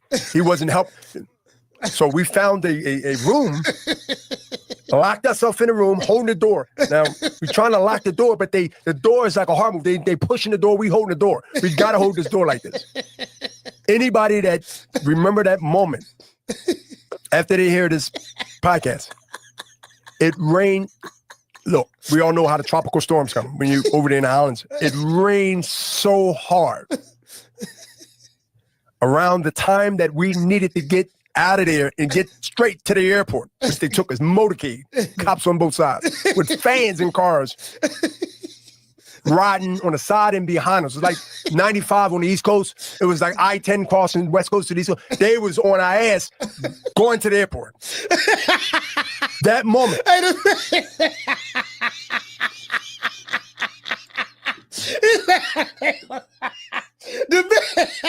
The man had a motorcade, bro. The man had a motorcade. The man had hold on, wait, hold on. What's there? To get me going up. We couldn't do nothing but. Hey. and throwing. He said they escort him to. Hey, say that to Market Vision. VR. They escort him to the airport. They escort him to the airport. The Puerto Ricans still. They still. Bro, I never heard. Yeah, no, they. But hey, bro, boy, up there, but hey, listen, hey, I don't want no smoke with no Puerto Ricans, boy. None. I say, man. Hey, Carla, what's the name you calling from? Yo, Coach, this Mason from Flint, Michigan. What's going on with you? Hey, Mason, what's going on, brother? Hey, listen, man, them Puerto Ricans about to tear them motherfuckers up, man. You see, a lot of people don't know, nigga. You going over there to the islands, nigga, fucking around, them Puerto Ricans will kill your ass and duck off in the motherfucking forest and won't be nothing done about it, man. Yeah. They could have really did them boys filthy out there, man, and when nobody went to jail for it. Facts. He disrespected. He threw the flag down. Hey, what no judge in Puerto Rico was gonna find them guilty if they would have called Bernard Hagler. Nah. Like I said, it wouldn't have been nobody to charge because it would have just been, you know what I'm saying? Yeah. 1,000 people done stampeded you out. Yeah. And everybody, disappeared. But I like this show today, man. This the kind of boxing shit I like to talk about, man. I'm over these soft ass niggas not, you know what I'm saying, hiding behind promotional companies and niggas protecting they owe and only want to chase the bag, man. And niggas done forgot all about the legacy and the sport of it. You know what I'm saying? Mm-hmm. But I get it. I can't go to another man's job and tell him how to do his, so to each his own. But 3 of my favorite old school fights is Iran Barkley versus James Toney. Yeah. Roger Mayweather versus Pernell Whitaker, and Mike Tyson versus Marvis Frazier, man. If y'all ain't never seen them shits, go check some of them shits out. Them 3 of my favorite old school fights, man. Non-stop action. Like you say, them niggas, these kids these days, they just ain't got that cut on them. You know what I'm saying? Yeah. It's definitely different. It's definitely different. Yeah, the level's so far apart, man. When I was a kid coming up in the 90s watching boxing with my pops, man, you was almost scared of the niggas on TV. You know what I'm saying? Yeah. Like them niggas was something to be feared. Like, damn, I wouldn't want to fuck with that. No. So, but yeah, it's a big difference between the 90s, the 80s, and the 70s, and this shit we got going on today.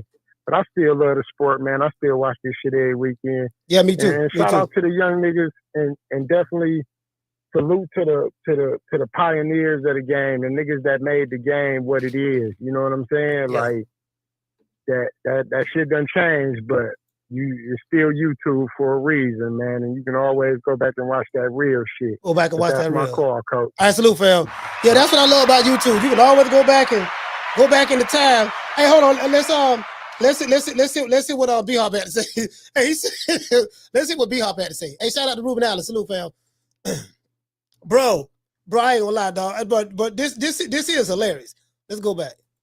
Throwing things at me, so they're just trying to now actually get away from the crowd that's coming up. Where I'm going, I don't know. I jumped down that opening, and that's when the sheriff or the police said, "Look, that way." He wasn't helping. So we found a room, locked ourselves in a room, holding the door. Now we're trying to lock the door, but the door is like a hard move. They pushing the door, we holding the door. We gotta hold this door like this. Anybody that remember that moment after they hear this podcast, it rained. Look, we all know how the tropical storms come when you over there in the islands. It rained so hard around the time that we needed to get out of there and get straight to. Hold on. We got to call him. Man, I ain't gonna lie, but that's a funny story there, boy. Call him. What's your name? Where you calling from? Hey, what's up, bro? Yeah, that shit was a classic, real. Man, shit. Yeah, I mean, you're never gonna. You be spot on. You can't even compare the fighters from back then, even in as early as the 2000s. Because these boxers nowadays, and it ain't their fault. They just in a society where everything is abuse. Everything they're pretty much they got training wheels on just growing up. Yeah. Shit, look at the playgrounds nowadays. You can't even put a kid on regular playgrounds now. Against the law. You gotta have foam on the motherfuckers and shit. Yeah. So it's a lot to go into why fighters move the way they move. And then you got these bam ass boxing dads running around this motherfucker clout chasing and shit. You just got girlfriend. Now you got me disrespecting your that little the one from Texas. Yeah. This motherfucker, you heard what she just said. What happened? I didn't hear that. I didn't hear. Oh, you ain't hear her? You ain't hear Mama? Mama Hofield, where? On what podcast? She talk about you. Hey, yeah. Guess how much she want to fight Abdullah Mason? How much? How much? Just think of a number. Top Rank reached out and said, we want that Floyd Schofield smoke. I mean, $1 million? Couldn't I? 2.5 is what this Bama said. 2.5? 2.5 to fight Abdullah Mason. Look at the video. I post it? Check my door. Yeah, okay. When you post it, I'll check it out. Yeah. I need to hear that. This is where we at, and I told you all this faking and shit. This shit don't help the sport, man. At the end of the day, the fights need to be made. You know you in different times is because if this was the 80s, the 70s, hell, even the early 2000s and the 90s, you know who would have been at Boots and staying on this unification fight in Atlantic City? It would have been Barrios. And it would have been no Norman. They not built like that no more. You see what I'm saying? Nah, you know what, bro? You hit the nail right on the head. It's just a different era, man. How you know this shit is a different breed, man? The motherfuckers don't want no fights, man. And at the end of the day, and that's why I know, bro, your man, but that motherfucker is faking, Mo. Trust me what I'm telling you. He's faking, and then you got Mama Ho. You know I was respecting her. I was respecting it. Now the all gloves off. You know I was respecting her. I was like, man, that's fuck you be calling dude, man. Mama Hofield. But at this point, yeah. Hey, did she have her hair? Did she have her hair down? I saw the interview. She had her hair down. She had her hair down. Man, oh my! But that looks so feminine, dog. It looks so. I saw her on Mill City. Somebody sent me a video, but that was I think that was probably last week. I don't know. So it's a new video out there. It's a new video out there. I'm telling you. Yeah, you see the joint? Yeah. She just posted it because, I told you after that Cabrera fight went through, I told you Abdullah Mason is about to be accelerated. So they want that Floyd Schofield spot. So now what they tried to do was make a fight with Floyd Schofield, and then here come the father. Here come Mama. Oh, we want 2.5. All the money on the wood is all good. Man, nobody paying you 2.5. This is where we at right now. This is where we at. This is why you can never make boxing great. It's because you have families that don't want to. Remember when I showed you when I posted my Floyd shit, everybody skipped the pretty boy flag. Yeah. They all want to go to the money thing. Yeah. When they did the little anniversary of Floyd versus the Drunken Master. Yeah. Emmanuel Augustus. So it's like, man, Emmanuel Augustus. I reposted that shit. This is the shit that people forget, man. At the end of the day, Slim, it's too much money talking and not enough hands throwing, man. They ain't throwing no hands, dog. They ain't throwing no hands. Like I said, it's different. Like I said, a unification and the other two champions not in Atlantic City. We talking about Atlantic City, man. We ain't talking about even if it was in Philly, they should have been there. You know what I'm saying? We ain't talking about the fight was in motherfucking Ontario, Canada, or some shit. You know what I'm talking about? Man, bro, so that's how you know the shit. You ain't never seen at my luncheon. No, I'm dead ass serious, and you know you've been looking at when when you had unification for big fights. Was it the other champions in the audience? Yeah, absolutely. Other champ was in the audience because they wanted a shot. They wanted to be next and whatever. Like it was about that action back then. Other champions, there wasn't I ain't finna go. I ain't finna go see his fight. I ain't trying to bring no spotlight to his fight. The other champions different. It's different. Man, the other champs used to pull up. They'd do the interview. Back then, they used to do the ring interview, the KO interviews while the fight was going on. And the motherfucker had a quote. I mean, it was so many different top number one contenders and top fighters back then. I can't even name them. But, they'd be there. Barclays, all of them. They'll be writing the quote, writing the motherfucker right there next to Arnold Barboza or whoever, or Hagler or whoever, and telling you about the fight. You'll get a quote right then and there. Them Bama's at the fight, man. It's just different, man. It's just a different breed. And like I said, you can't breed them like that because now everything got to be conditioned, air conditioned. Motherfuckers, they shut down football. You know what I mean? Serious. You shut down football because it's 110 degrees. That's child abuse. You got a certain amount of time. You ain't never breed. Them days of breeding real animals is done. It's done. Hey, Ron. Hey, bro. Yeah. You're right. It's just a different era. Them dudes. It's a different era. A different culture too. Back then, the American culture was, was a fighting culture. People. You go to the park. Y'all had to be tough to fight at the park and stuff like. When they still fought, when nobody. You know what I'm saying? Right. But everything is a bully thing. Yeah. Everybody, it's like they trying to make everybody a fucking victim and protect them at the same. I'm like, man, come on, man. Y'all gotta stop this shit. But, that's the society we live in. And it's a lot of moving parts. The reason it is the way it is, that's a little bit, I ain't getting too political about it. But at the end of the day, man, it's just, like you said, Slim, you would never, it's just not, this is beyond boxing. We can go to any sport, not including golf. Or whatever they doing in golf. I ain't talking about that shit. But any sport. Like, you look on the sidelines of the basketball game, these motherfuckers got machines on them and shit. Yeah. I'm like, machines? Or you back in the 80s and imagine Mike with a motherfucker on the machine on his knee. Mike would have been, you know what I'm saying? Hey, these man, it's just different, man. It's just a different thing, man, and it's acceptable. So like you're right, man, I will never compare no athlete now to the athletes just 15, 20 years ago. Wait, fuck 30. Yeah. I'm going just 15, 20 years ago. Yeah, I might can go to 10, really. I probably can do 10 for real. I could probably do 10 if you really want to be brutally honest. I might can do 10, 15. Oh, nah, hell nah. Them motherfuckers is a different beast.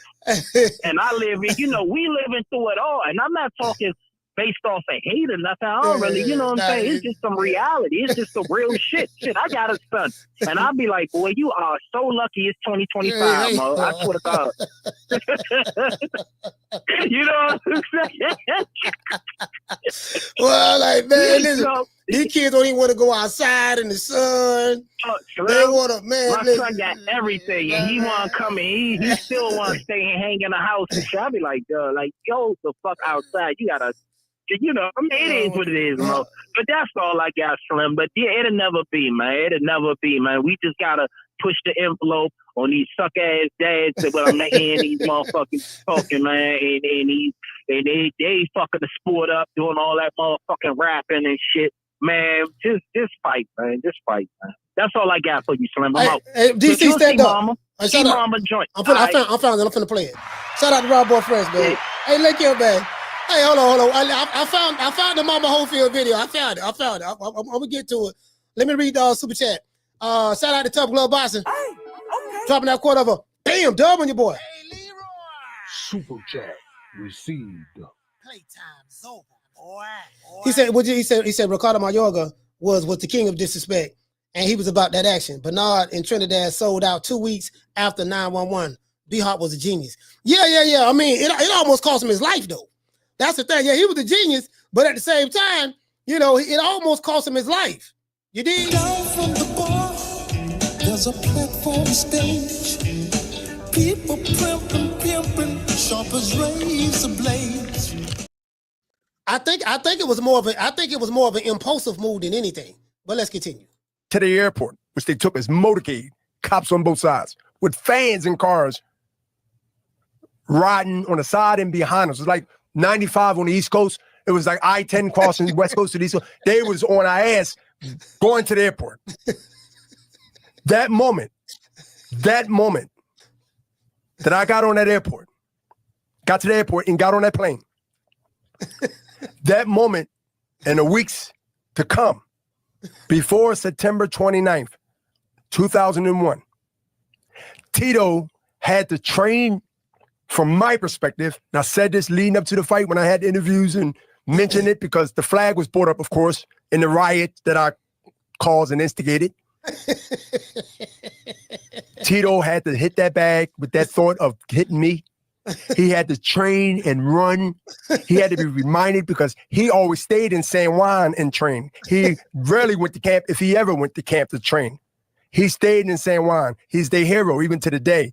And Tito had to hear something from whether his siblings, cousins, uncles, next door, whoever, wherever he was at for training camp in San Juan, someone was reminding him. The name that they was calling me is Diablo.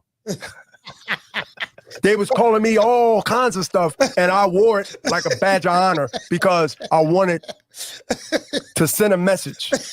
And I wanted him to go through those 4 or 5 weeks left because of 9/11. They rebooted to the 29th. I wanted him to think about me every time he preparing for that. Hey, look, they ain't got fighters. Now, Bernard Hagler from Philly. They ain't got fighters for that mentality that Bernard Hopkins got in Philly. Not right now to this day. True. Ain't none of them have that mentality. None of them. You get what I'm saying? Anyways, I found this video for Mama Holyfield. Lord have mercy. What Mama talking about now? This Mama. Boy, look at her here. Look at her here. Lord have mercy. This Mama Holyfield. Let's go. What up, y'all? I'm driving real fast, but I just had to update y'all on something before it hit the news or before it hit social media. We've been offered a fight with Abdullah Mason. Hell yeah, we accept that. $2.5 million. That's the price. So put the money on the wood, it all go good. Yesterday's price ain't today's price, baby.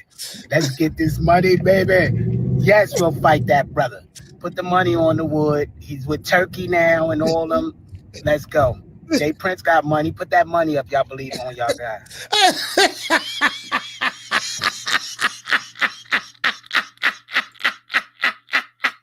Oh, wait a minute. Hold on, wait a minute. Hold on, wait a minute. Caller, hold on. You was getting paid $1 million to fight a champion in Shakur Stevenson. You ducked out of, so basically you ducked out of 3 fights. You ducked out of the Ashton H2O fight, the Jake Paul fighter, when you supposed to fought him on the Mike Tyson card. You ducked out of that, said you was injured. Then you went all the way to Saudi Arabia, played possum, hollering about, man, somebody poisoned my daughter. Stop. Somebody poisoned my daughter. I mean, they rubbed cream on her and it got in there. And then you got your daughter laying in bed with some headphones in her ear with Afrobeats music playing in the background, talking about something. She dying. Yes, she miraculously, healed and she feels better now. So if you wanted, you was getting paid $1 million to fight Shakur Stevenson, a guy that's a champion, but you want $2.5 million to fight a prospect? Didn't you say, Mama, didn't you say that you ain't no prospect and we're fighting champions and we're not going backwards to fight no Abdullah Mason? He's still a prospect. We're fighting contenders. No, we're a contender. We're fighting for a championship. And that's what you said. So make it make sense to me. You wanted $1 million to fight Shakur, a champion, but you want 2.5 to fight a prospect? Lord have mercy. Caller, what's your name? Where you calling from? What's up, Coach? Uncle Charles. Uncle Charles, talk to me. Alabama. Man, let me tell you something, man. I saw Bernard Hopkins when he did that. I was watching ESPN when they was advertising the fight. I said, when he threw that flag down, I said, you a dead man. Yeah. I said, you better get the hell up out of there. Them damn Puerto Ricans don't play, man. You throw that flag down. And he didn't just throw it down. He stepped on the goddamn flag. He stepped on it. That's what happened. That was at his ass. If he would have stayed there another 5 minutes, his ass would have spread it all over that island. I know that for sure. But let me say this, coach, we will get the hell on up out of here. See, y'all don't understand. See, back then, that fighters that fought, we used to take taco meat out of people's heads. That's what we used to do. We was about that action. We was about that. We wanted all the smoke back then. See, that's what I'm saying here. Look at Marvin Hagler and what name they fought that fight. And what's his name? He fought Marvin Hagler. Hitman Hearns.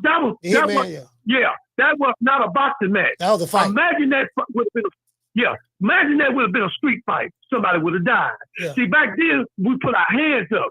Nah, you got guys coming out to the ring with spotting 300 suits on. Then they had another guy come out there with a damn pepper on and a baby baller. And he got his ass knocked out in 38 seconds. They're trying to wake him up with some smell. So you better check that damn pepper, see he ain't got some brown logs in it, because he don't mess on his damn self. This is what I'm talking about. These fighters don't compare to what we was back then. OGs now are not the OGs like back then. No. That's just the way it is, coach. And that's all like I said, player. Shout out to Uncle Charles, man. Alabama, stand up. Yeah, no, it ain't no that. Listen, and I don't think the young cats don't understand it, and the old cats who have conformed, they don't want to understand it. The old, cause you got some old crescent niggas with some YouTube channels, and boy, I'm like, Lord have mercy. I be listening to them day. I'm like, man, you might be an old nigga, but you got a law, bro. Where does mentality come from? Y'all look at this here, blood in his eyes. Blood in his eyes. And he caught the hitman right on the chin with that right hook. And that's when the hitman was in the process of throwing a left hook, and he got caught on the chin on the inside and lost blood in his eyes. They was gonna stop the fight. They were talking about stopping the fight, and he was like, "No, we got him." You get what I'm saying? You know, so and Tommy the Hitman Hearns wasn't nothing to play with, boy. The hitman wasn't nothing to play with. The hitman wanted all the smoke. So when you guys, that's why I don't. These dudes ain't that, fam. They not that. Anyway, now let's get back to Mama Holyfield. Boy, you can't make this up. Well, at least she got her hair done. At least she got her hair done. Let's go back to this here. So she won't. What up, y'all? I'm driving real fast, but I just had to update y'all on something before it hit the news. Did she just shake her hair? What up, y'all? I'm driving real fast. What up, y'all? Hey, did she shake her hair? Did she just shake her hair? Hold on. Wait. Hold on. Let me see. Maybe I'm tripping. Did she just shake her hair? Hold on. What up, y'all? I'm driving real fast. Hey. Hold on. I'm trying to see y'all here. All right, yeah, y'all can hear it. Okay, she shook her hair just then. Let's go. What up, y'all? I'm driving real fast, but I just had to update y'all on something before it hit the news or before it hit social media. We've been offered a fight with Abdullah Mason. Hell yeah, we accept that. $2.5 million. That's the price. So put the money on the wood, it all go good. Yesterday price ain't today's price, baby. Let's get this money, baby. Yes, we'll fight that brother. Put the money on the wood. He's with Turkey now and all them. Let's go. Jay Prince got money. Put that money up. Y'all believe on y'all guy. What up, y'all? I'm driving real fast, but I just had to update y'all on something before it hit the news or before it hit social media. Oh, I gotta make another video. With Abdullah Mason. Hell yeah, we accept that. $2.5 million. That's the price. So put the money on the wood, it all go good. Yesterday price ain't today's price, baby. Let's get this money, baby. Yes, we'll fight that brother. Put the money. Sweet. Boy, that nigga sweet. Oh, that nigga sweet. On the wood. He's with Turkey now and all them. Let's go. Jay Prince got money. Put that money up. Y'all believe on y'all guy. Look like she licked her lips. Did she lick her lips? Put that money. Let me see. Did she lick her lips just then? Let's see. Hold on. Y'all believe on y'all guy. What up, y'all? I'm driving real fast, but I just had to update y'all on something before it hit the news. Or before. What up, y'all?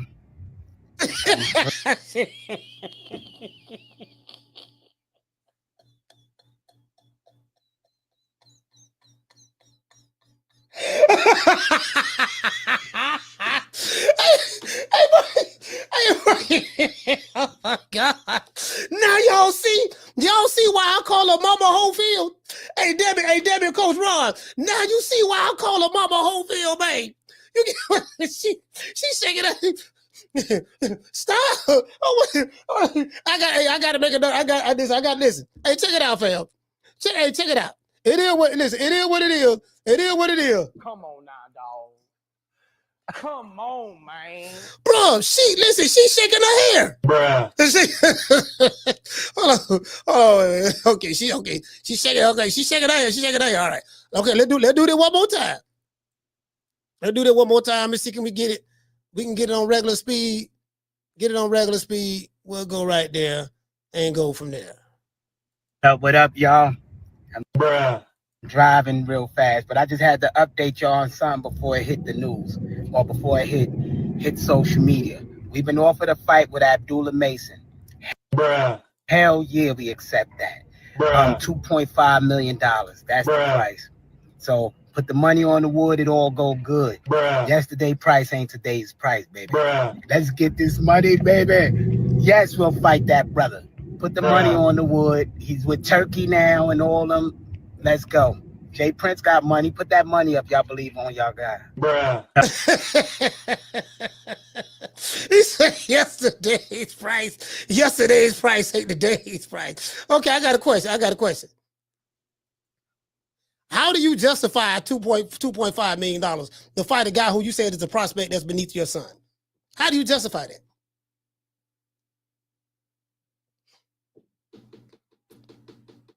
How do you justify that? Like, what is it based on?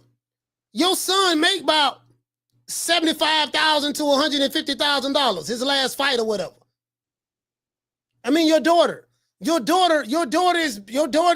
making $100,000. I think the last fight or whatever. Your daughter's made that, something of that sort, or less than that. You just pulling 2.5 out your ass. I mean, I got Abdullah Mason winning, you know what I mean? But that's neither here nor there. Like, how do you justify that? Hey, Jason, how do you justify 2.5 what? Hey, Jason, I got one for you. Jason, I have one. Listen, I have one for you right here. I have one for you right here. Hold on, wait. You want $2.5 million? Who you think he is, DJ Quick? No, I ain't saying. Kid Capri? I didn't say. Oh, you must be Jimmy Walker. Blue, you ain't nothing. You don't deserve nothing. You don't get nothing. You get what I give you. I got a contract between me and you that say you do what I tell you to do. Therefore, shut the fuck. Don't say nothing. Don't speak to me. Don't look at me. I tell you something. Money, I just said. Blue, if I raise up, gonna be trouble. Trouble. I'm walking off. Bro, you can't make this up. Hey, who you think it is? DJ Quick? Kid Capri?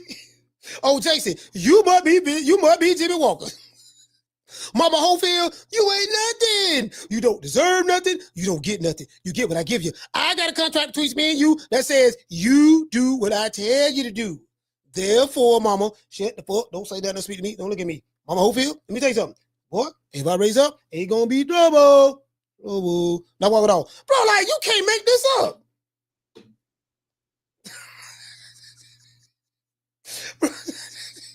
I mean, you say, listen, your daughter got dropped her last fight.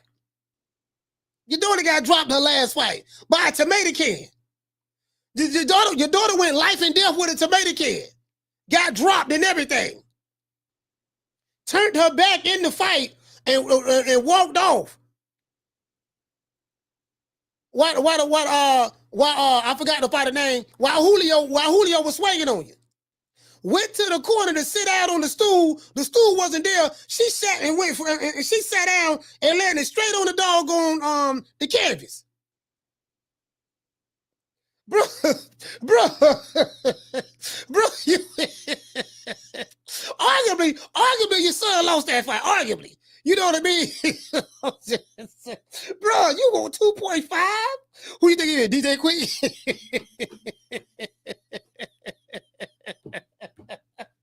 This is ducking on the high level. You don't dunk Shakur. You went all the way to Saudi Arabia just to dunk. As a matter of fact, hold on, that's it. You know, listen, I didn't want to do this. I didn't want to do this, but I might have to. I didn't want to do this, but I might have to. You get what I'm saying? You know, you know, you did. I didn't want to do this, but I might have to. Let's go. Let's see. I didn't want to do this, you know what I mean? But I got another video coming. She don't inspire me. She don't inspire me to go back in the lab. You know, I was trying to stall out. I was trying to stall out a little bit. All right, so I ain't want to do this, but it is what it is. So Mama Hofield, can you please reenact for us what happened on that fateful day where Shakur Stevenson poisoned your son? What happened on that fateful day, Mama? Mama, please let us know. Shakur set us up. Bruh. He planted drugs in our car. Bruh. You know, he sent SWAT to our hotel. Bruh. You know, he stole our passports and ripped the pages out of our passports. Bruh.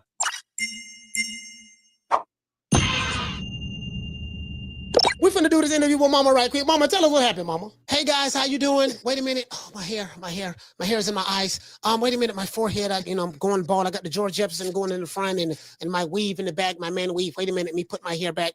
Anyways, hey guys, how you doing? My name's Mama Hofield. Bruh. And I just want to let our fans know that kid is doing fine. He's in the hospital right now. Bruh. In a hospital bed. I told you guys, I gave you guys chronological order. Bruh. And what happened? Shakur set us up. Bruh. He planted drugs in our car. Bruh. You know, he sent SWAT to our hotel. Bruh. You know, he stole our passports and ripped the pages out of our passports. Bruh.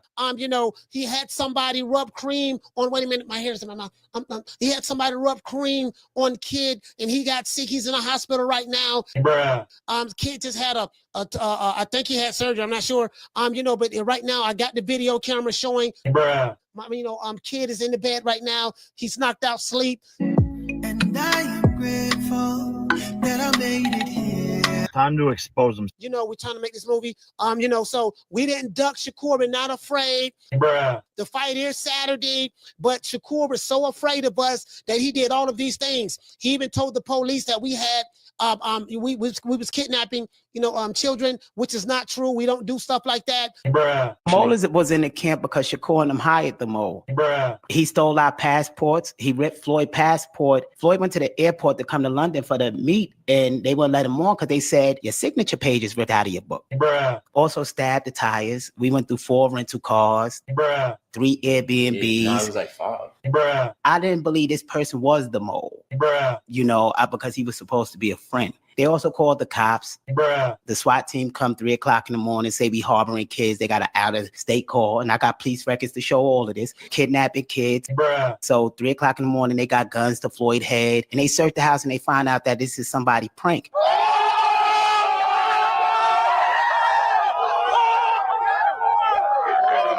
So then they make a report saying that people is trying to prank this guy so he can't make his flight. The day before the flight, somebody planted drugs in the car. Bruh. In our rental car, and they called the cops, said that a guy with dreads tried to run him over while he was doing drugs in the car. Yo, I think we should plan this another time. This nigga's scared.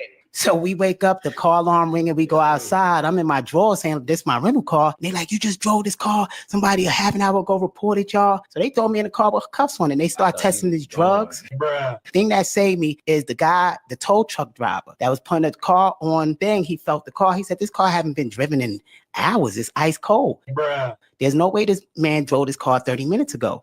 And so they took the cuffs off. They took the drugs. They apologized, and they had a cop circling the block till we got on the airplane to make sure nothing else happened. far as I'm concerned, they ducked.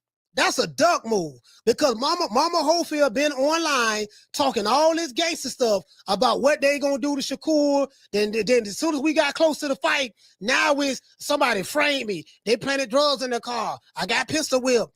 Somebody stole my passport. SWAT came to my house, came to our hotel. He would have saying all this stuff, and he's never said that before, ever before a fight. All of a sudden, you finna fight Shakur. You talked up on this fight. You're getting paid the most money that you've ever been paid before, and now this. Bruh. Mama Holyfield and his son is a package deal.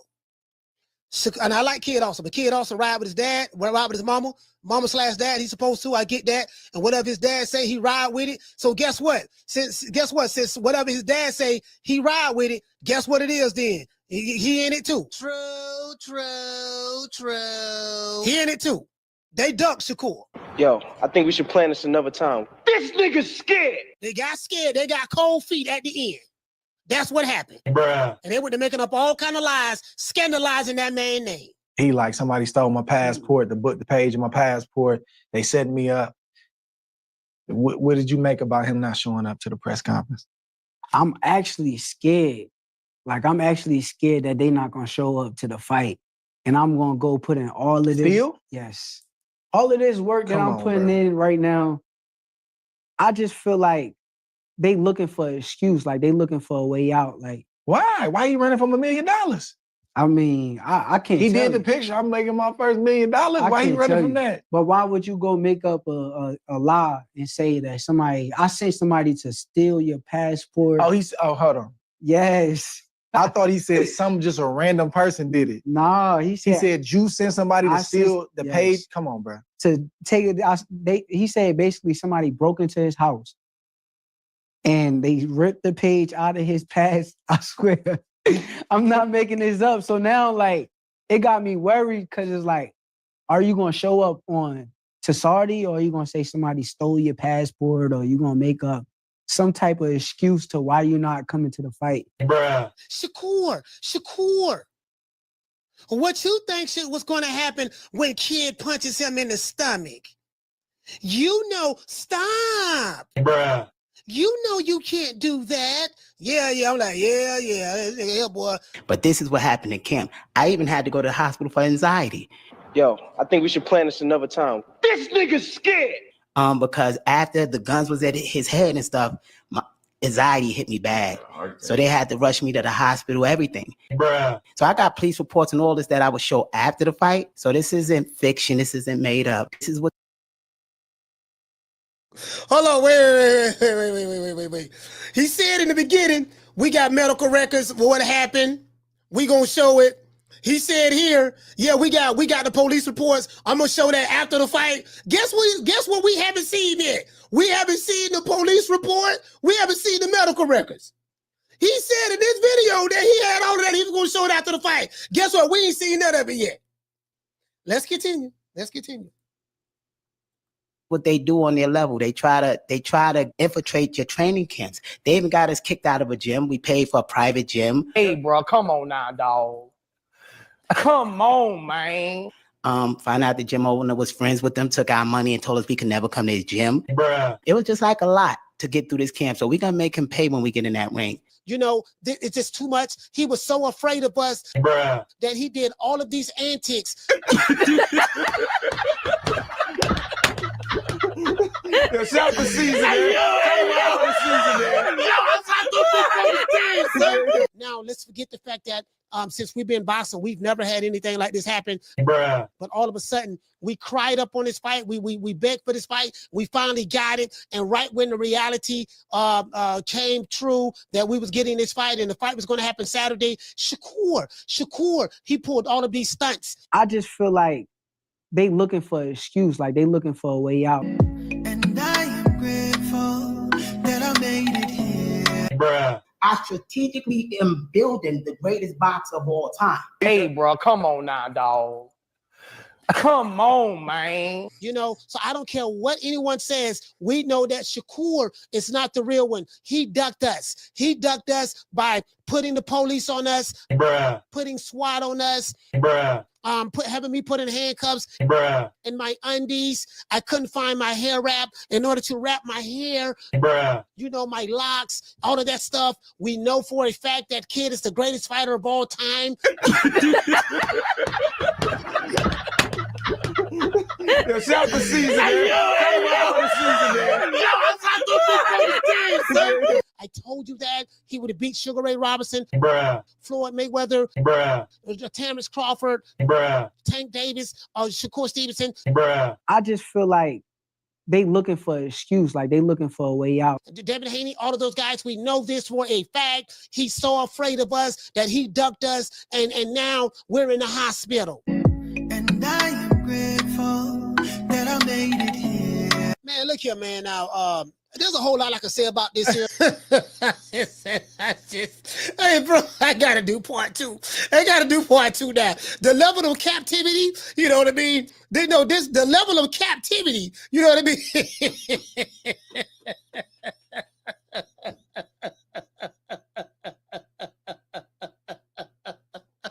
The level of captivity, bro. You know, your son, hey, what you say, Jamie? You know, my son know the 5 styles of boxing.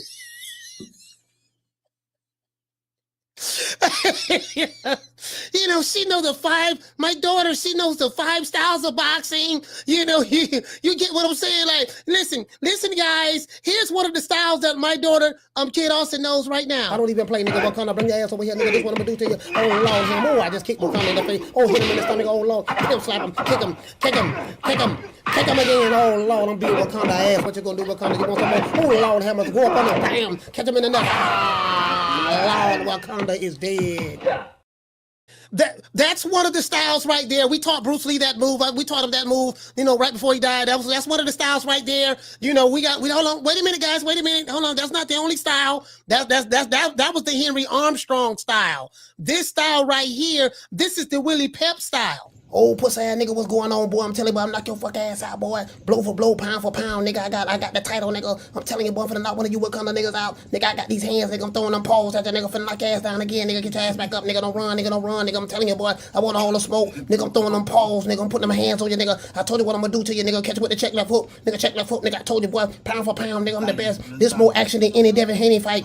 Put these paws on you, nigga. I told you, I got you backing up, nigga. I got you backing up. Nigga, watch that check left hook, knock your ass down again, nigga. I'm telling you, boy, it is what it is, nigga. I'm gonna make it do what it do. I'm telling you, boy, we ain't even playing over here, boy. And if you guys, that's the second style. This is the third style. Oh Lord, I swear to God, when I see that whole ass nigga goes man like highways, I'm gonna put them paws on him. Nigga, Wakanda forever, bitch. Oh Lord, he threw Wakanda through that fence. Wakanda is dead. Oh Lord. This right here is the fourth style.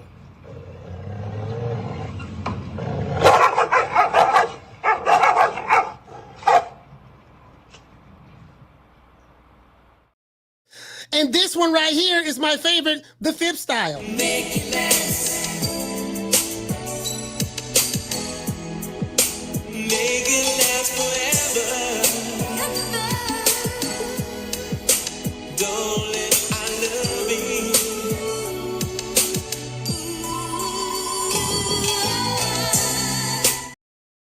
And this right here, this is a sixth style that we just came up with last week. Fuck you all rolling up on for, cuz? He must don't know. He can't know. Huh? He can't know. We are now currently working on the seventh style of boxing that no one has ever heard of before. Nigga, I'm talking face on the brochure. Boy. Lights out, you hear me? Clap on, clap off. Okay. Huh? You got me fucked up, cuz.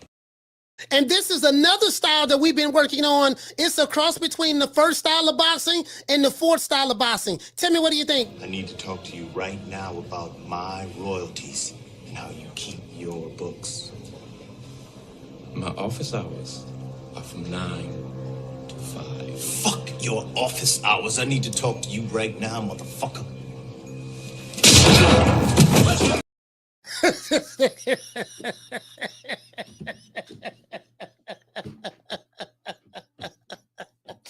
And this you can't make this up. you know, the 5 styles.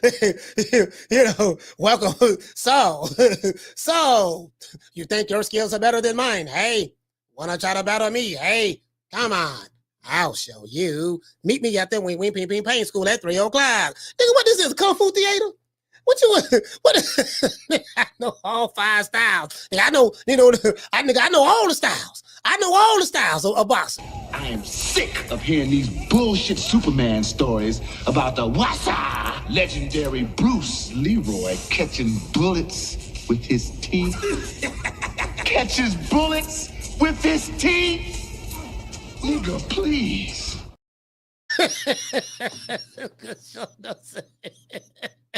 I am sick of hearing these bullshit Superman stories about the Wassa legendary Bruce Leroy catching bullets with his teeth.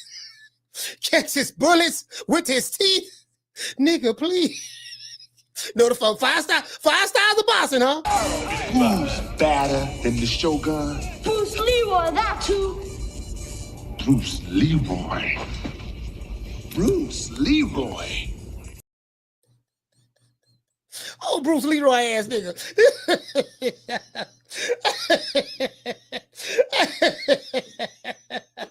DC said the frontal cortex not developed yet. Man, you can't.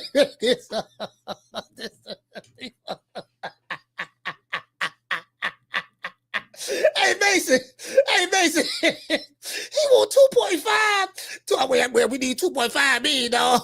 Hey, you went Turkey now. You went Turkey now. Jay Prince have money. You know, you can put it up. Put the money on the wood. What the fuck? Okay.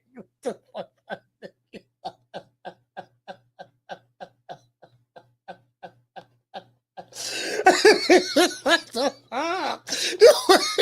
Bro, you want 2.5 for what? How you ain't got no belt? You ain't got nothing. You ain't got nothing. You ain't got no fans. You ain't got no belt. Fam, like, how do you justify asking for 2.5 mil? Dude, like for boy, this is duck language. Boy, this is some high price ducking right here, boy. Boy, this is some high price ducking.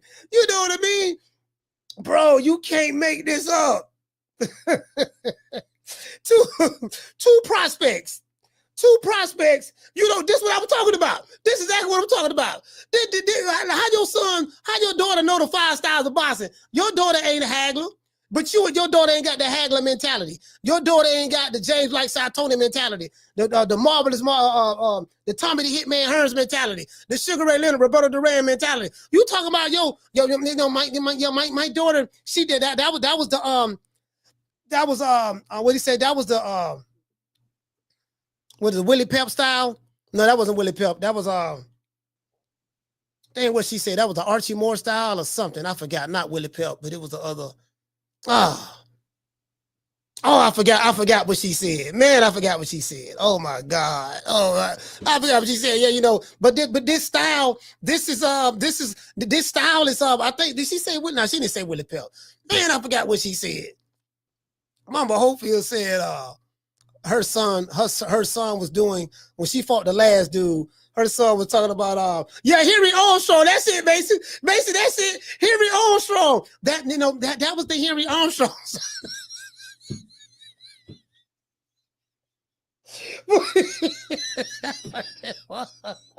Hey Mason, that's what it was. Henry Armstrong. That was the Henry Armstrong. Stop, Mason, stop it. Stop picking at me. That was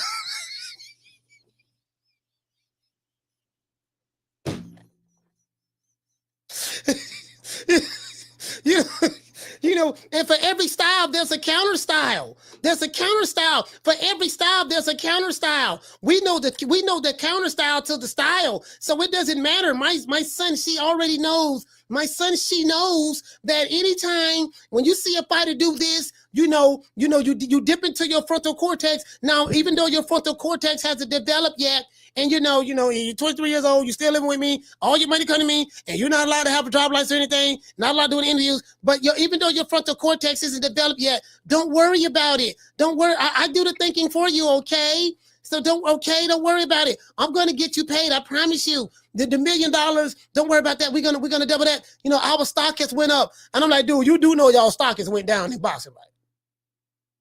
You do know y'all stock has went down. Bro, it's over. It's over. It's over. Let's give everybody a round of applause. It's over with, fam. It's over. Kiss the baby. Come on now, dog. Come on, man. Yeah, man. Hey, look here, fam. Yeah. It's over with, fam. It's over. Kiss the baby, fam. Kiss the baby. It's over with. It's over. It's over, fam. It's over. It's over with.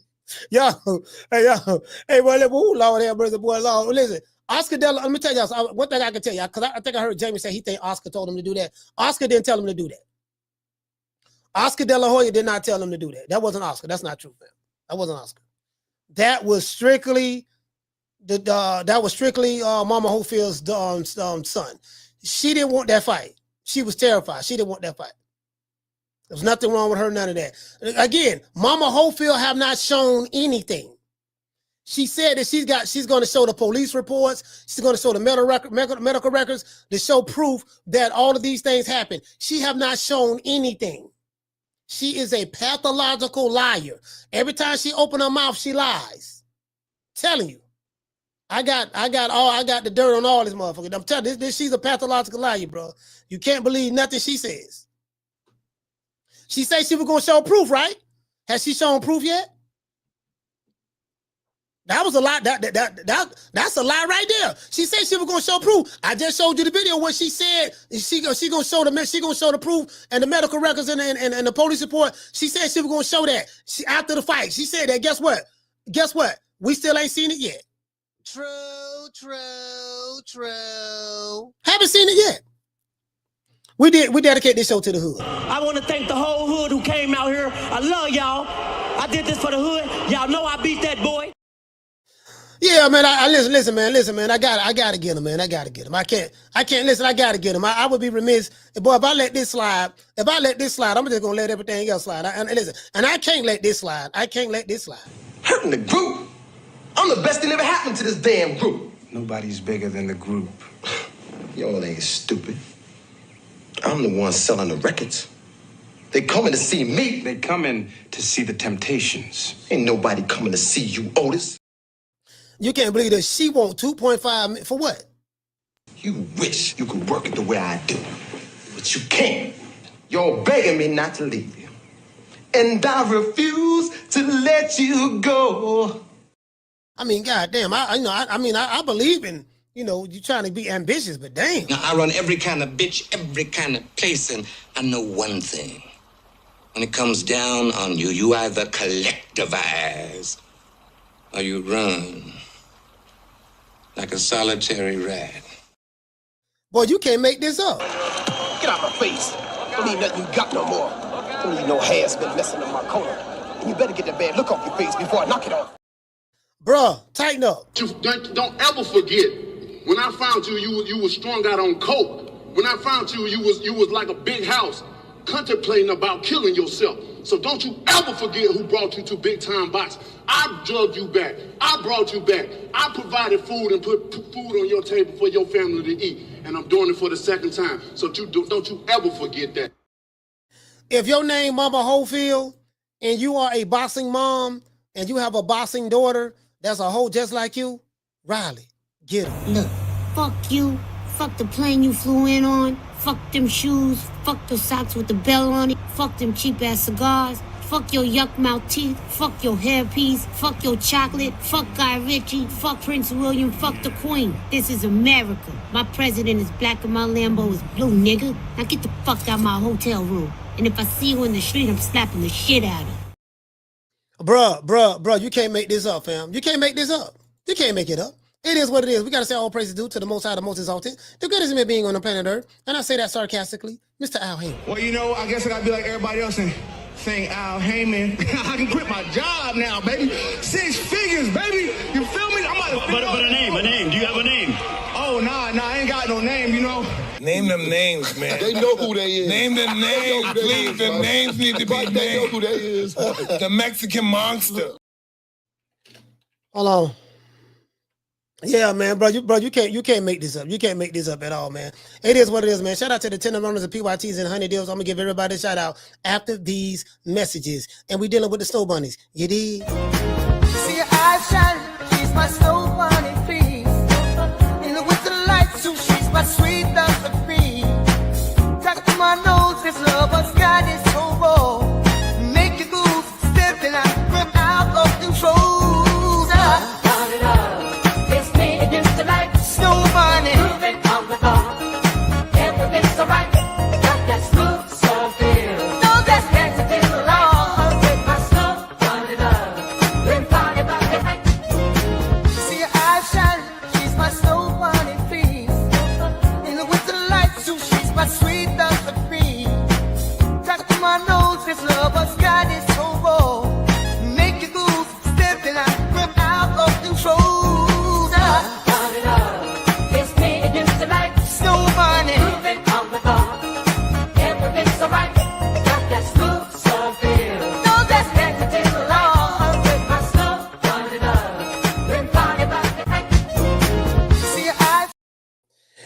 Yeah, man, it is what it is, man. Let's give a shout out to everybody in the chat. Shout out to the Boston Podcast menu. Shout out to Mr. Ruben Allen. Shout out to Mika Lovem. Rude Exposure. Legacy Mindset. Shout out to Highlight Space.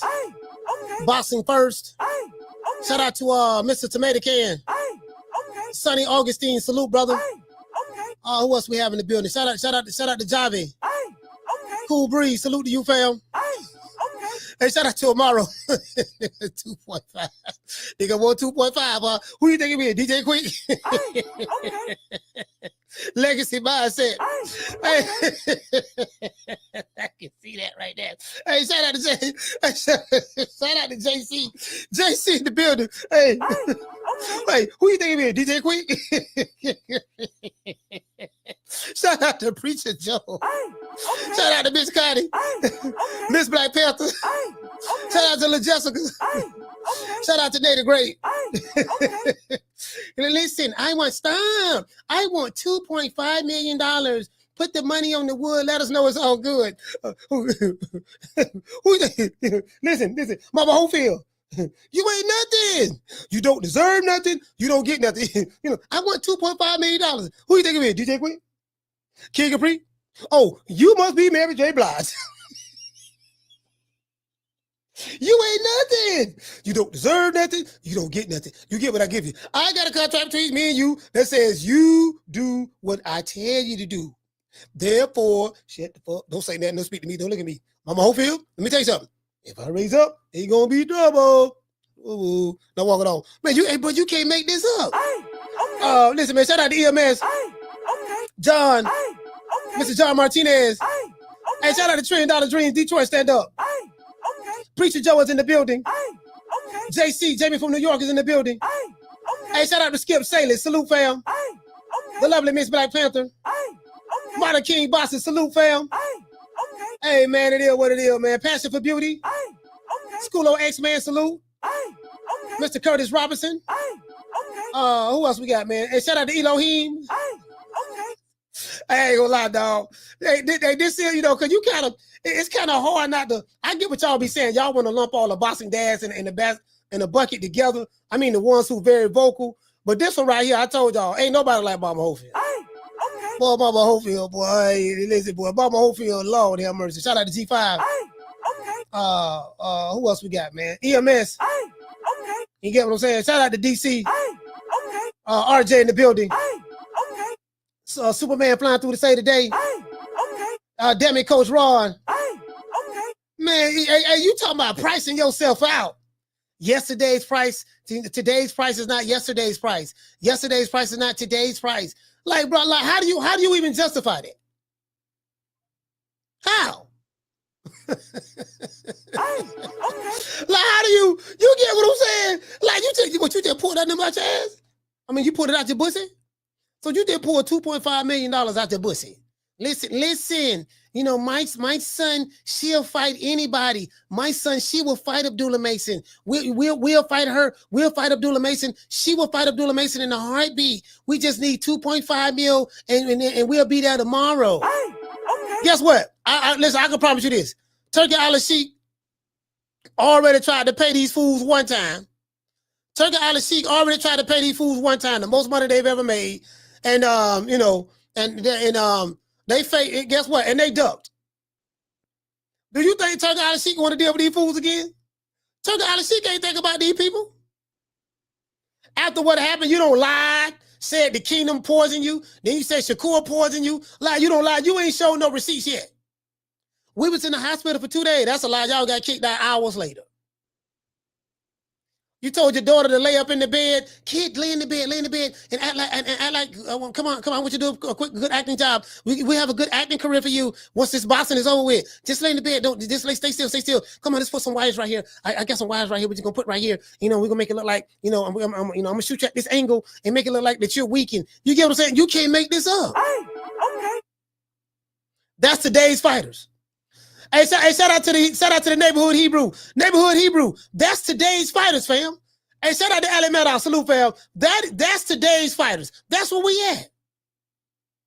We went from Hagler to Hearns, the Julio Cesar Chavez, Roberto Duran, Sugar Ray Leonard, Mike Tyson, Lennox Lewis. We went from that to what we just saw. It is what it is.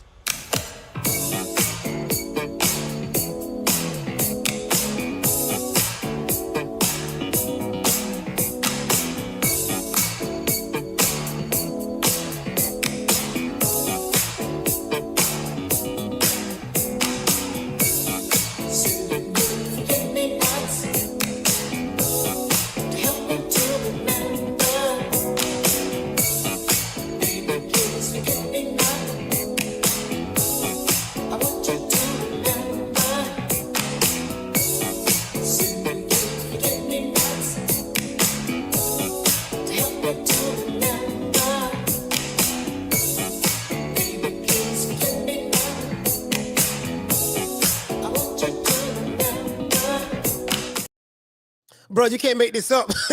Hey, boy, let me tell you something, boy. They be giving me so much material to talk about. Shout out to dog. Y'all be on the lookout, man. Mama Holyfield Part 2 is dropping.